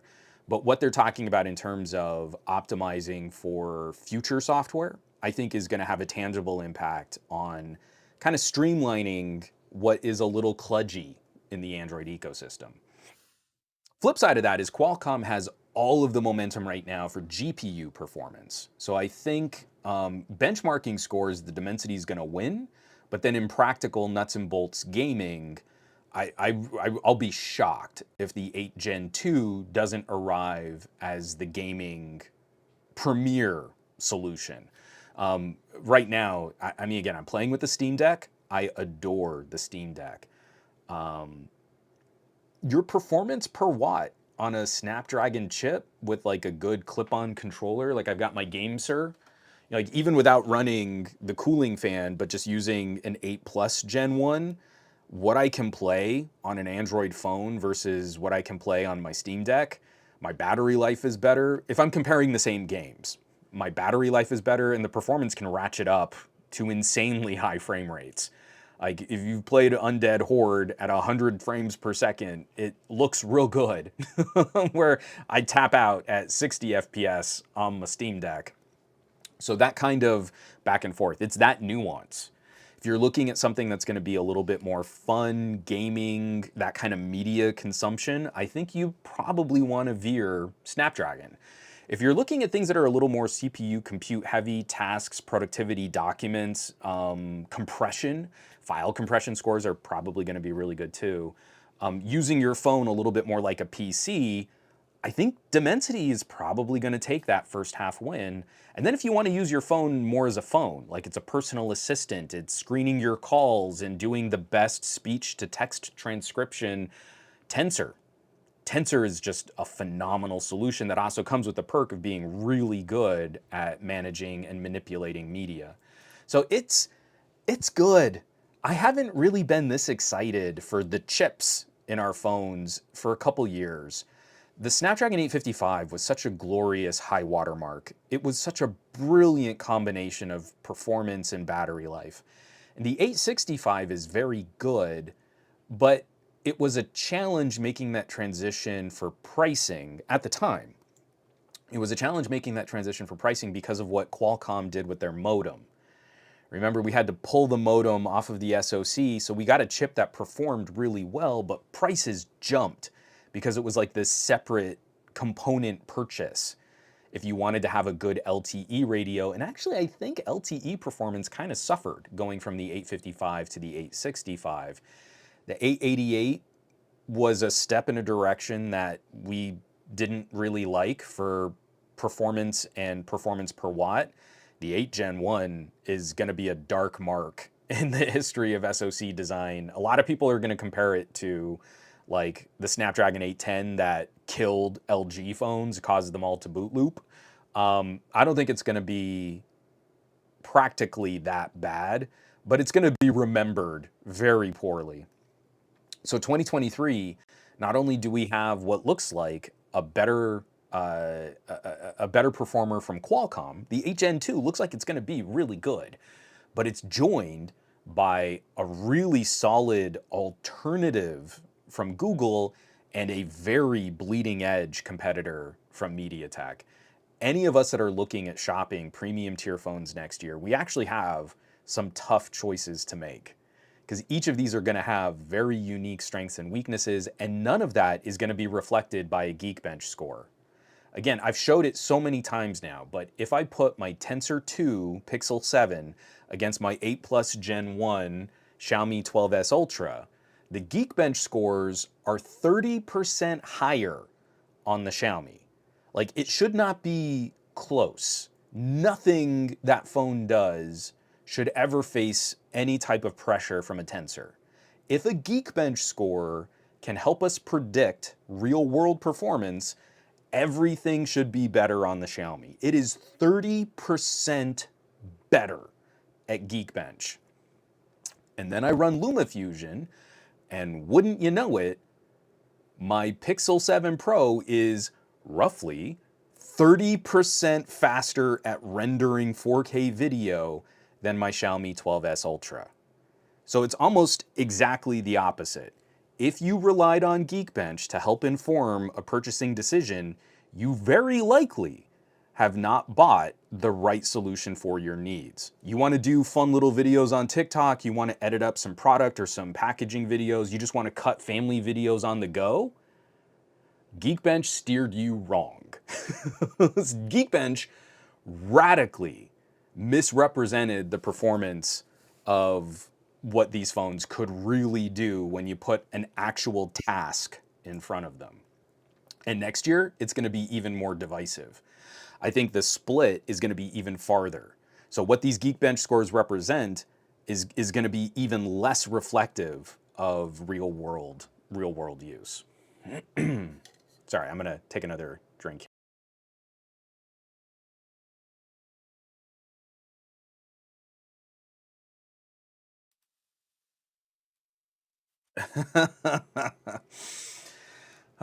Ted, 810 killed HTC and LG tried to pivot with the SD808, and Motorola did the same. Yeah, it was not a good year, not great. Aditya NL, actually only use Geekbench as an app one. My use of the phone is restricted to toggling the test on and off, and my labor is paid for in cans of Mountain Dew and $1.50 hot dogs from Costco.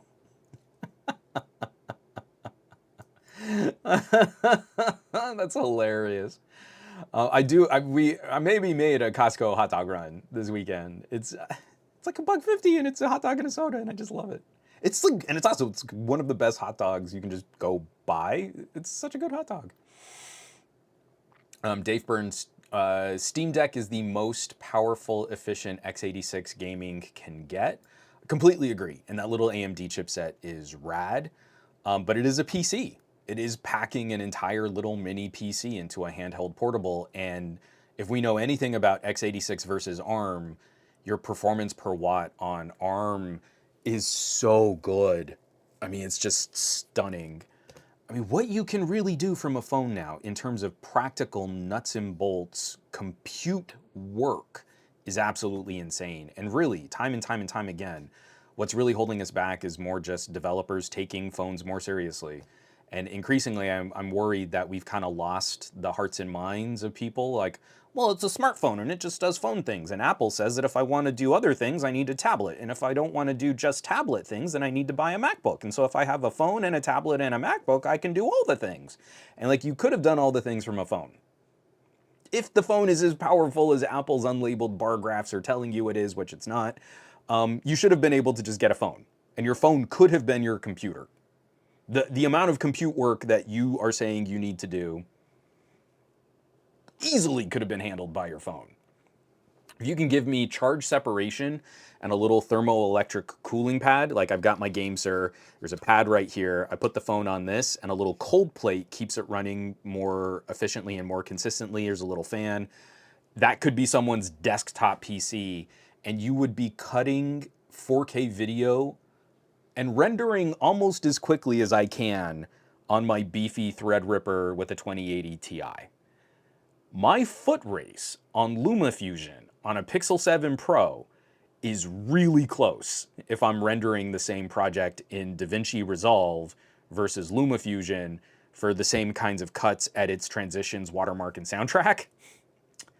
It's real close. I could probably retire this workstation and arrive at roughly the same production quality that I'm currently producing. It's so insane. That's what our phones are capable of doing.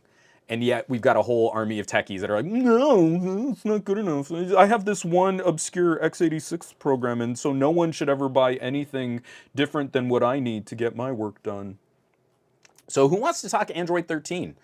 My voice is starting to really fuzz out, so I'm going to take another drink of water here. But in the chat, I've got a whole stack of phones over here, and I feel like there is a remarkable difference between two cousins, the Vivo 9 Pro and the OnePlus 10 Pro. Are very similar devices built from a very similar bucket of parts, and yet I think we can see some very clear and tangible differences between the two. If anyone would be interested in that, just kind of let me know. If Android 13 is something that's kind of on your radar for tech chattery.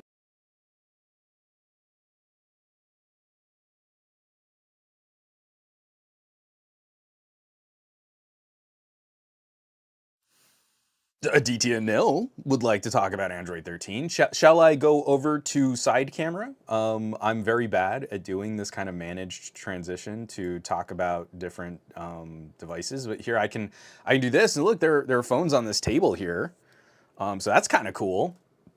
Oh, I just need to move my monitor so I can still see the chat. All the things you don't take into consideration when you don't do multi-camera very often. But yeah, so like I've got a OnePlus 10, I've got a OnePlus 8, I've got a OnePlus 9, I've got this really beautiful Vivo 9 Pro. This is still like one of my favorite phones of 2022, and I just shocking how we don't get these types of phones here in America. But then I also do have the Pixel here too, because I think it's kind of interesting to look at what the Pixel does well. This is, Android 13, and you can see like the big bubbles. So you pull down your notification shade, you get these huge toggles. It's a list of like 8 individual toggles and a little bar at the top. This is material design. Google, this is what they're putting on the Pixel. It's very big, it's very bubbly, and to me it looks a little like LCARS. Like a Google engineer has been watching way too much Star Trek, and they thought, hey, we could make something that legit looks like a Star Trek computer. I'm getting that kind of sense. I'm getting that kind of vibe. So I just wanted to show this off. Oh, it would help if I had these phones on and unlocked. So I just rebooted that. Oh, I got like a little schmutz on the screen. And if we're looking at the Vivo 9 Pro, this is now running Android 13, and there's very little to suggest that Android 13 is on this, except I will say animations seem a bit more fluid, but I always hate doing that when I'm a reviewer, or when you're in a forum or on a subreddit and someone's like, yeah, I just got the new update. It runs so much sleeker and smoother now. The update is just running so smooth. I guess. You know what I mean, though? It's like people say like the update is running better, but it's just sort of that it's new and fresh and everyone's excited that they got an update. So the 9 Pro, when you boot it up after installing Android 13, you just get the little Android notification, oh, your update has been completed. And there's very little that's functionally different. So the Vivo 9 Pro is running a flavor of Android called Fun Touch. And when you pull your notification shade, you still see the old little bubbles. So there are 12 icons in my notification shade as opposed to 8 icons on my Pixel. They have my favorite version of the brightness slider where you, in the notification shade, can toggle auto brightness. It kills me. It's one of the things that is most lacking on the Pixel is I want to be able to turn on auto brightness from my notification shade and not have to go into the phone settings. But then going into the phone settings, it's exactly like it was on Android 12. All of the customizations, all of the differences, the skin that's applied, Vivo calls this Fun Touch, but it's actually one of the least fun skins on a smartphone today. It is actually one of the more straightforward Android skins that's available today. Even into your multitasking view, you get very simple buttons and toggles just to like close out running apps. This is actually a little stark, but it feels like Android 11. It doesn't feel like Android 12 material design. It definitely doesn't feel like Android 13 in pixel design. This is very minimalistic. It is buttery smooth, it is lightning quick, it is hyper responsive. This is a performance platform, and it kind of gets out of your way. So by comparison, I want to show, actually, let me see if I can show this on the OnePlus 10.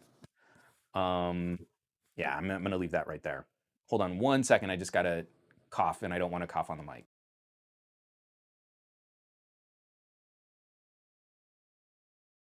Oh, Bray Gray, I'm really happy to hear that. Bray says, as a UX designer, this is the stuff that fascinates me, LOL. I love getting into this stuff, but I am not learned enough to really contribute well. So, we have Android 13 on the OnePlus 8 Pro, the OnePlus 9 Pro, which is the best phone that OnePlus has ever made. But I want to show this off on the OnePlus 10 Pro, as that's the current phone, which would go up against the iQOO. The iQOO 9 Pro and the OnePlus 10 Pro are cousins. They share a lot of tech guts. The OnePlus 9 Pro and the OnePlus 10 Pro is just what we get here in the United States. But now we have this newest version of what they're calling Oxygen, but it's not. We know it's not really the old Oxygen OS. The old Oxygen OS was garbage and no one should like it. So, oh wait, I'm gonna log in. I don't want everybody to see my super secret PIN. My PIN number. So, on the Vivo, you upgrade to Android 13 and it just takes you into your phone. On the OnePlus, now we get, hello, your system has been updated. Some agreements and statements vary slightly from those in the previous version. Please read and agree to them. So this is a little Apple-y, the way that it greets you with re-signing your end user licensing agreement and getting back into the phone. J-Man, that's hilarious. That's the same code I use on my luggage. 1, 2, 3, 4. So hold on, let me hit next. So no, legal information, I'm gonna agree to the user agreement. I'm gonna see user privacy, security, and protection. But these optional, the user experience program and the stability improvement program, I'm gonna say, no, you don't have to send my data to OnePlus if something crashes. I'll send in a bug report. I do that, but I don't want you just siphoning data directly out. So I'm gonna hit next. Now Oxygen OS, get started. We're gonna get started and it takes us into our home screen. And again, we don't see a whole lot that's functionally different here. But this is using a new animation engine. I forget what OnePlus has called it, but I'll pull up the OnePlus update notes. We can kind of talk through that. Again, super fluid. This actually kind of functions a little bit like that Vivo, like the iQOO 9 Pro. I don't have to worry about cloning a device. This is super sleek, it's buttery smooth, and these animations are cranked to the maximum. I really believe a lot of Android phones don't fully sustain 60 frame per second animations, and now OnePlus is doing transitions and animations that I think better complement 120 frames per second. It's the one thing I loved, because I've already been using this on the OnePlus 9 Pro. When you flick up your app drawer, the momentum of how the app drawer scrolls feels different in how it responds to where your finger is actually moving on the device. It's really nice. It is very clean, it is very sleek. But when I was going through the iQOO settings, nothing looked any different. I want to show here, now our notification shade is a lot different.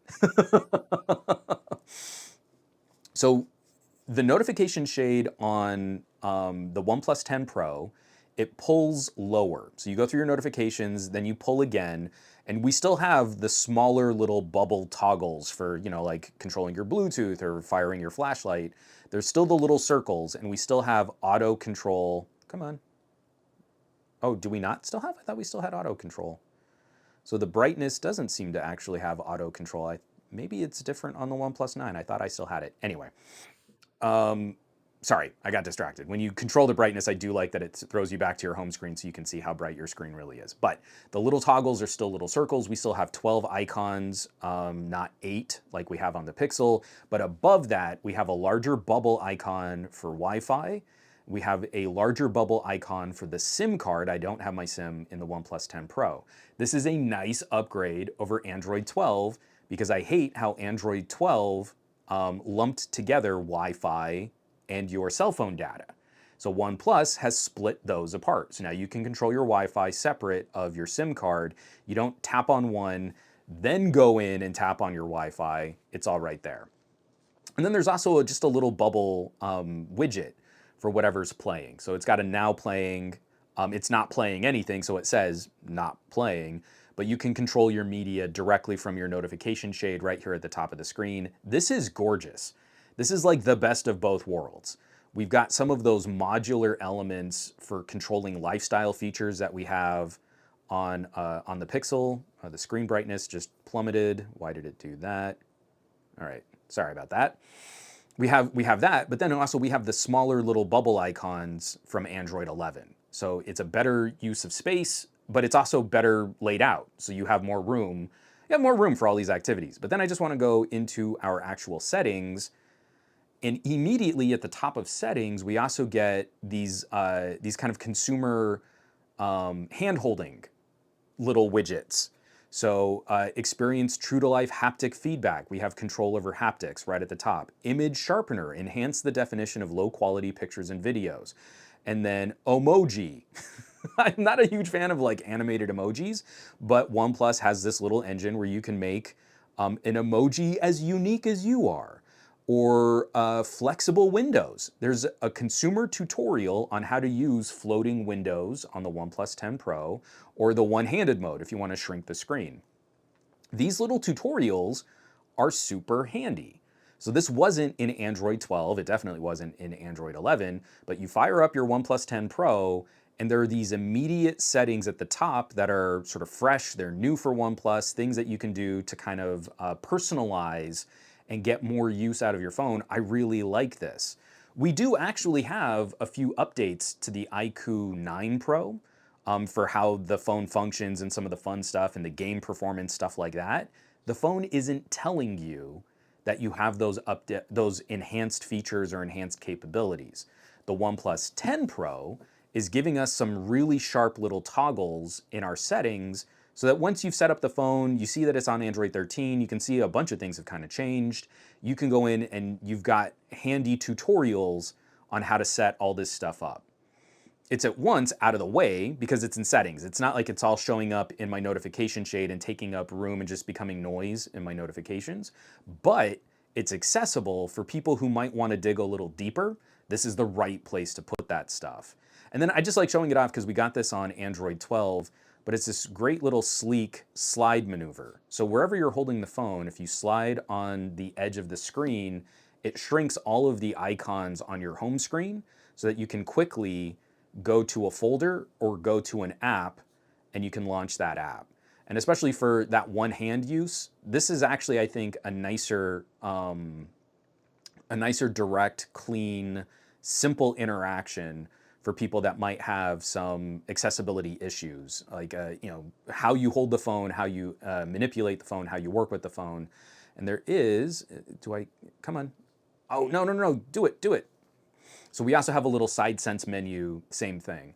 There's a much higher focus on one-handability on the OnePlus 10, now running Android 13. So I'm not sad that Oxygen is gone, because a lot of this stuff is coming from ColorOS. We can complain about the Oppoification of the OnePluses, but this stuff is better. A little side panel, just like on a Samsung phone, you can put shortcuts, you can quick launch, the actions are super, super clean. If you're on your home screen, you've got this great accessibility control where you can slide menus very, very quickly so you can get to the apps. You don't have to go one-handed mode. You can slide all the apps that way. The performance has been stonking good. So using it all the way back to the Snapdragon 865 on my OnePlus 8, which, hold on, let me get this turned on too. Hello! I had to nuke my OnePlus 8, so it's gonna go through all the setup here again too. But I got to play with it for a bit, then I had to reflash it. This is really good. This is really good. On my OnePlus 9. Come on. Oh, hello! So again, it's kind of interesting.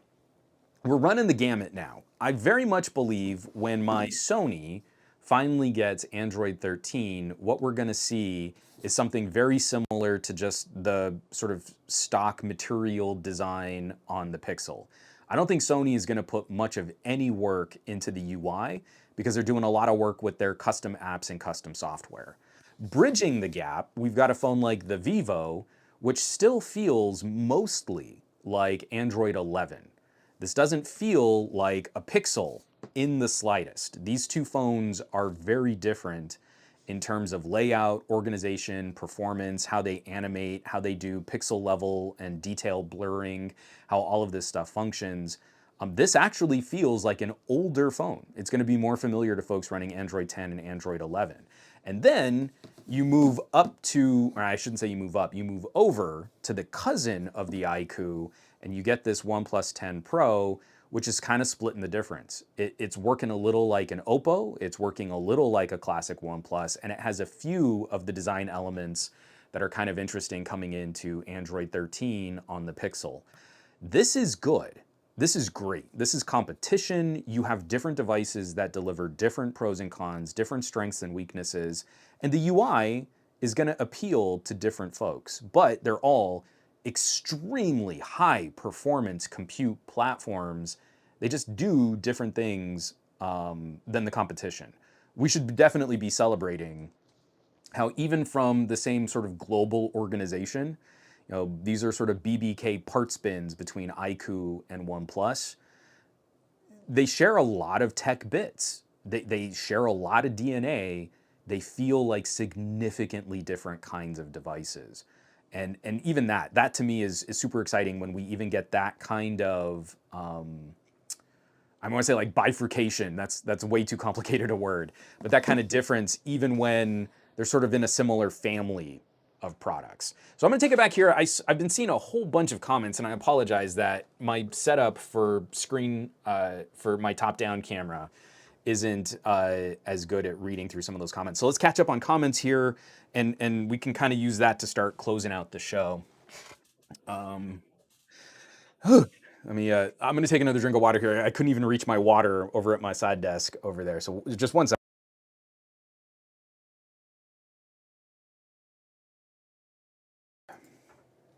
All right, let me scroll back up. Gary the Fireman, I heart Android 13. It's been good. It really has. Again, all of the teething pains that we went through Android 12, Android 13 is a far less dramatic update. And it really is just refinement and polish, getting all the 12L stuff working in good order. It's been real nice. Let me get this out. So Aditya said yes. Gormlord, I use a Snapdragon 845 handheld, and it's a mini PS2. I think that says something about the power of a 5-year-old chip. Absolutely. The 845 is still overkill for most average consumer daily driver needs. Keep rocking it. I'm hoping, this is fingers crossed, I don't know that we'll really see this, but I'm hoping that with next generation ARM into 2023, late 2023 and early 2024, I'm hoping that we'll maybe be able to start seeing like really good mobile PS3 emulation. That to me has been one of the trickiest, is finding a good mobile PS3. The Steam Deck is so close. It can actually run some PS3 emulation. Doesn't do it very well though, and there are just a couple games that will never live beyond my PlayStation 3.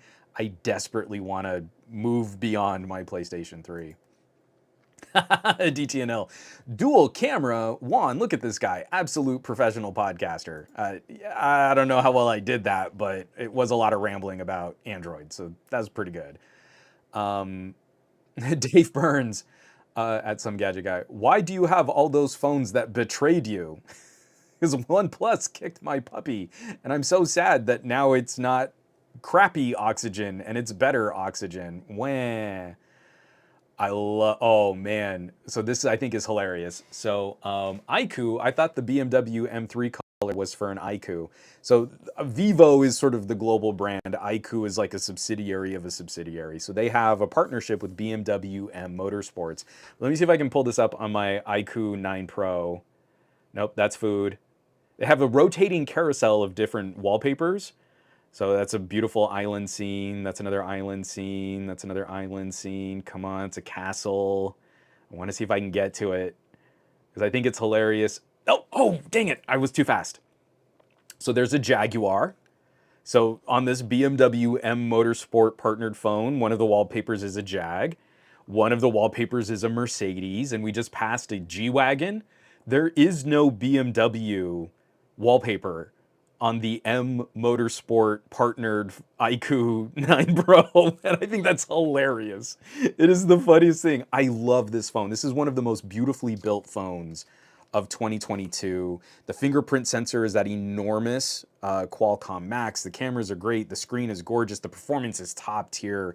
It is just liquidly, fluidly performant and fast. And I think it's hilarious that we get these iQOO stripes and the BMW partnership. No BMW wallpaper. Does not exist. Hilarious. Oh yeah, McCorcoran. Absolutely, same thing. I was grateful the LG V60 kept the more space-efficient quick settings toggles and the separate data toggle. V60 handled Android 12 a lot better than many of the phones of that generation getting Android 12. There's the passcode 1234. Dave Burns, Oxygen OS isn't Western focused now and therefore bad. Man, I've been playing with all these phones. I gotta tell you, the BBK flavors of all this, I'm kind of digging. I really am. We could go even harder into Oppo software design. It's the thing that is kind of a challenge because I like how liquidly performant Xiaomi is. Xiaomi's UI skin, it's all really fluid and bouncy and colorful, but I hate that if I go to my 12S Ultra, I have that split notification shade. So my toggles show up on one panel and my notifications show up on a different panel. That's a dumb thing to crib from the iPhone. I want it all in one. And I think over the next year, that's something that Xiaomi is going to stop letting people customize. Because on the Xiaomi 12T, I can still make it the old notification shade. On the Xiaomi 12S Ultra, that's not there anymore. And I bet you over the next year, that's something that Xiaomi will change. Gormlord, is it a smooth 120 though? Yeah? Is there choppy one? I mean, yeah, I mean, if you pick up a Samsung and it has a 120 hertz refresh rate display on like a Galaxy A52, yeah, that's gonna suck.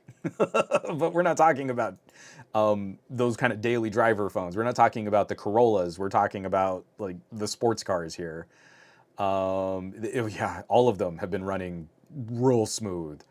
Man, that OnePlus 10 Pro is now gorgeous. And where I like it even better, the OnePlus 9 Pro got a nice shot in the arm. It is just so pretty.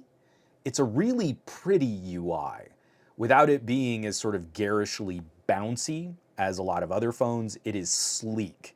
Really bubbly and animated, but sleek. And that's pretty rad.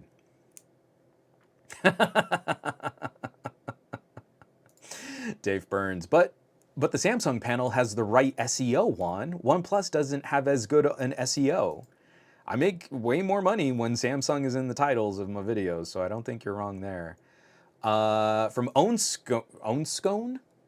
Ownscone. I'm gonna say your name is Ownscone, and I'm probably wrong. Is the desktop mode on OnePlus fixed in Android 13, or is it still broken? So, on my OnePlus 10 Pro, it's more broken on Android 13 than it was on Android 12. Now I cannot get mouse or keyboard support, so I'm really anxious to see if this is an Android thing, that the desktop mode, the alternative display out on Android is broken in 13, or if that's a OnePlus thing. Usually OnePlus is the best to test that. From Android 10 through 12, I had the fastest and the best updates to showcase things like desktop modes for Android. I mean, outside of the real desktop modes, LG Screen Plus is way better. Moto Ready 4 is the gold standard now, and Samsung DeX is still really, really good, right alongside the Honor Magic UI desktop mode, and Huawei's desktop mode is still great too. But I'm just talking about like what Google provides for that alternate display out. I used to turn to OnePlus. It's better on Sony now.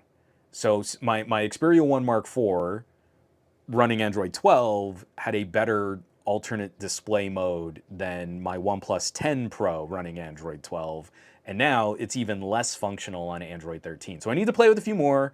Might change with my OnePlus 8 Pro, might change with my OnePlus 9 Pro, but on the OnePlus 10 Pro, I can't open apps. I don't have mouse support with my sort of USB powered devices. It's not as functional, which is a bummer, because having that display out is such a huge premium tier feature. it really is handy being able to plug your phone into another screen and do things on that screen. Really, we're long overdue that as just sort of a general functionality for all expensive phones. Um, Aiku, you had one job.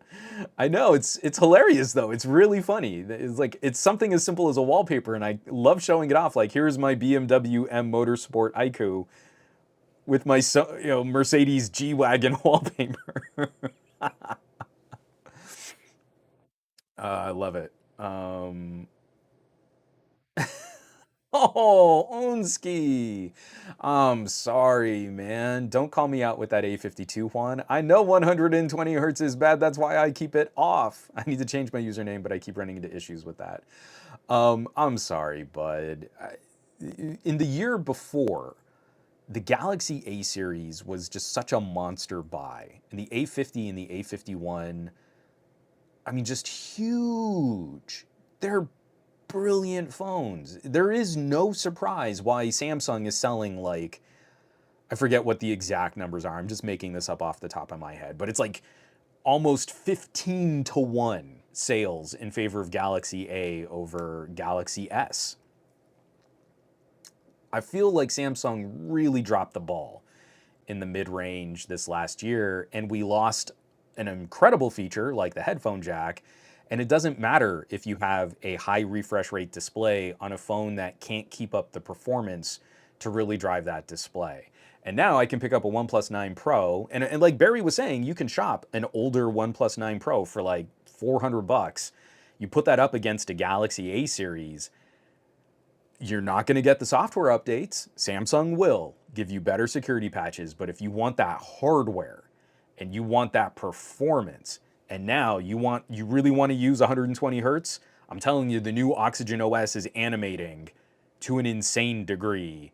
The OnePlus 9 Pro is so good as a budget option, even coming in to the end of 2022.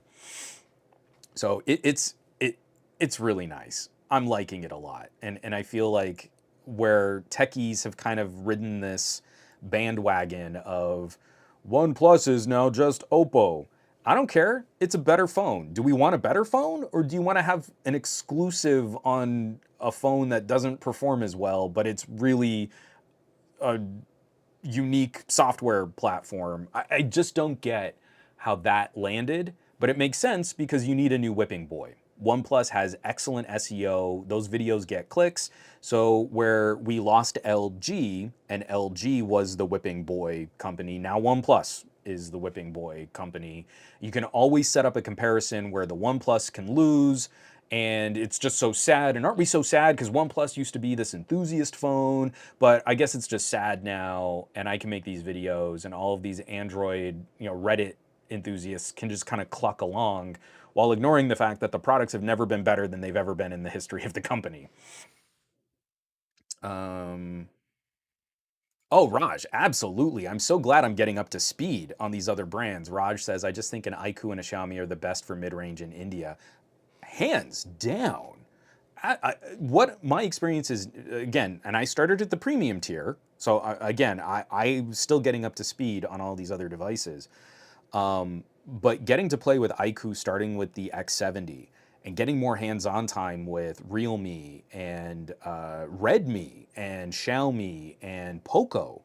Poco's been rocking my socks lately.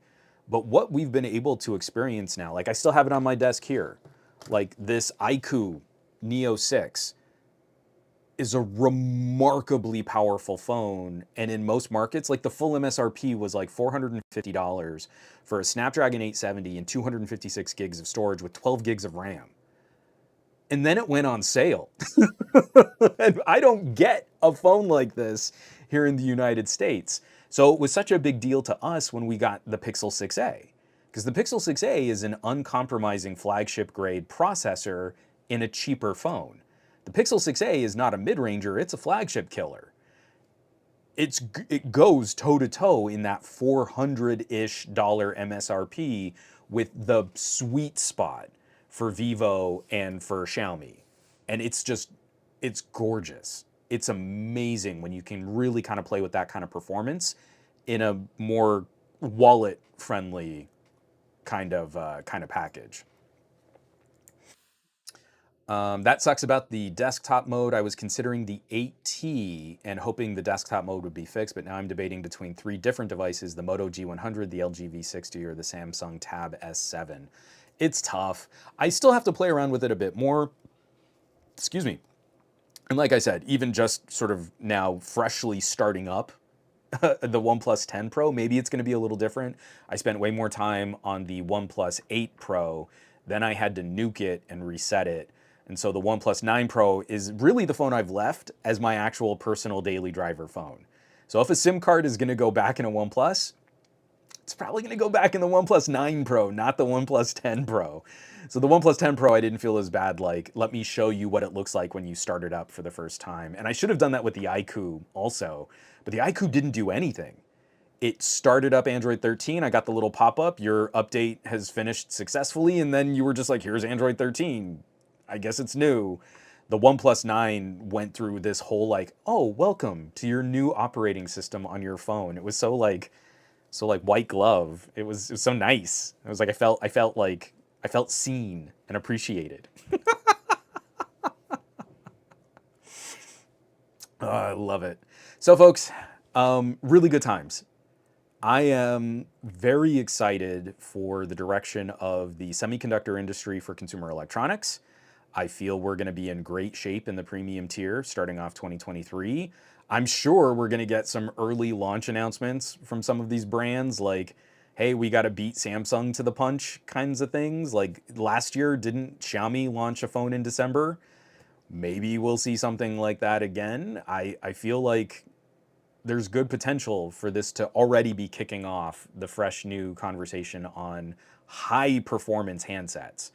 And this is again where I'm going to say, if you're not really trying to replace computer work on your phone, what you can get in the middle mid-range and the lower mid-range is absolutely stunning. It's so good. And then if you just want to do more, there are very good reasons to step up to more expensive devices. So I'm very excited about that. And then also, just from finally getting a bit more of this Android 13 goodness on some of these other phones, I'm also just kind of excited to see that the act of customizing and skinning, producing a device that has a unique feel to it, that we're not just kind of caving to whatever Google is doing on the Pixel. The Pixel should be its own unique flavor of Android. OnePlus has its own unique flavor of Android. Xiaomi has its own unique flavor of Android. These little differences matter. Again, I mean, you can kind of get locked into one UI and then you don't want to leave Samsung, but then also there are specific benefits to living in one UI. If you're using Samsung DeX, that is a brilliant benefit to being in one UI. It's wonderful. So we should extend the same kind of consideration when OnePlus does something dramatic with the animation rendering engine for their UI. It makes the phone prettier, and that's rad. I definitely like that. So it's good. I've got so much work on my plate right now. I've got so much that I need to catch up on, that I need to shoot some side videos on. There will be a video published this week looking at LumaFusion versus Power Director, what you can really do with these devices on the go if you want to cut some of this video. I mean, again, I do this as the sort of like archivist for my family memories. The biggest chunk of my storage on my NAS is like scans of photos and family moments and just archives of video and photos.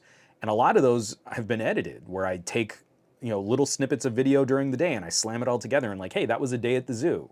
A day at the zoo video isn't something that's super fun to watch unless you put a little care into crafting it. And then I have this 2-minute music video that is so much more fun than if I were just watching these random video clips. You don't have to wait to do that at a desktop. You don't have to transfer footage to your laptop. Your phone is probably faster. If you've been buying in the upper mid to premium tier, your phone can probably outpace your laptop or desktop. I'm on a Threadripper with the 2080 Ti right now. And if I put it into a foot race with a Pixel 7 Pro, I'm not confident my Threadripper and 2080 Ti would be able to beat it in the exact same project, rendered to the exact same high quality in 4K. That's awesome. How do we not get stupid excited about the future of mobility, of communication, and of working on the go? Brilliant. As El Jefe Reviews would say, chef's kiss. Mwah. So, folks, normally I end this with like I hope you all have a lovely week and that you're doing awesome with your tech and everything. Here in the United States, this week is Thanksgiving. It definitely comes from some problematic historical inaccuracies in how we demonstrate, sort of the merging of populations from more European cultures and more indigenous cultures here in the United States. And coming from a family that is rich in that tradition of indigenous peoples, this is our ability to take our day of family and of remembrance and make sure that we're really remembering and we're celebrating our families. So if you're in the United States and you're inclined to celebrate on a day like Thanksgiving, I hope you have a wonderful time. And I hope you're able, as always, that you're safe, that you're warm, that you're well fed, and that you're spending time with people who care about you. That is always my wish for you on every day, but it hits doubly hard on these special days like Thanksgiving. I will be making some time in my week to spend some time with some family, to break bread, and to kind of unplug for a bit. So while I'm definitely going to be putting out some more work and some more videos, I might even cut up some parts of this podcast just to put that out there. I also hope that you and your family are able to find some of that time. And even if you're not of the North American persuasion celebrating this kind of a day this week, I'm always going to say, find any excuse to break some bread with people who care about you. Celebrate American Thanksgiving by proxy, and also just treat yourself to like your favorite pizza, or your favorite, sort of like bento box or something. Just do something for you. I'm going to be celebrating this week, and I kind of want everybody else that I know to celebrate too. So folks, we're going to wrap this up. We will definitely be keeping people posted on Best of Our Week. That'll probably be Friday if I talk to TK about when we're going to be able to stream that. But throughout the week, we've got incredible videos and live streams just going across a number of channels. It's really going to be kind of a wonderful week to kind of stay tapped in with tech and conversations and all the things we're thankful for, especially from us more American producers. So have a phenomenal week. Have an amazing week. I want you to do awesome with your technology. I want you to be awesome with your technology. I'll catch you all back here next week for another episode of the Monday Morning Tech Chat Show on the SDGQA podcast channel. Be safe. Take care. I love you all. I'll catch you back.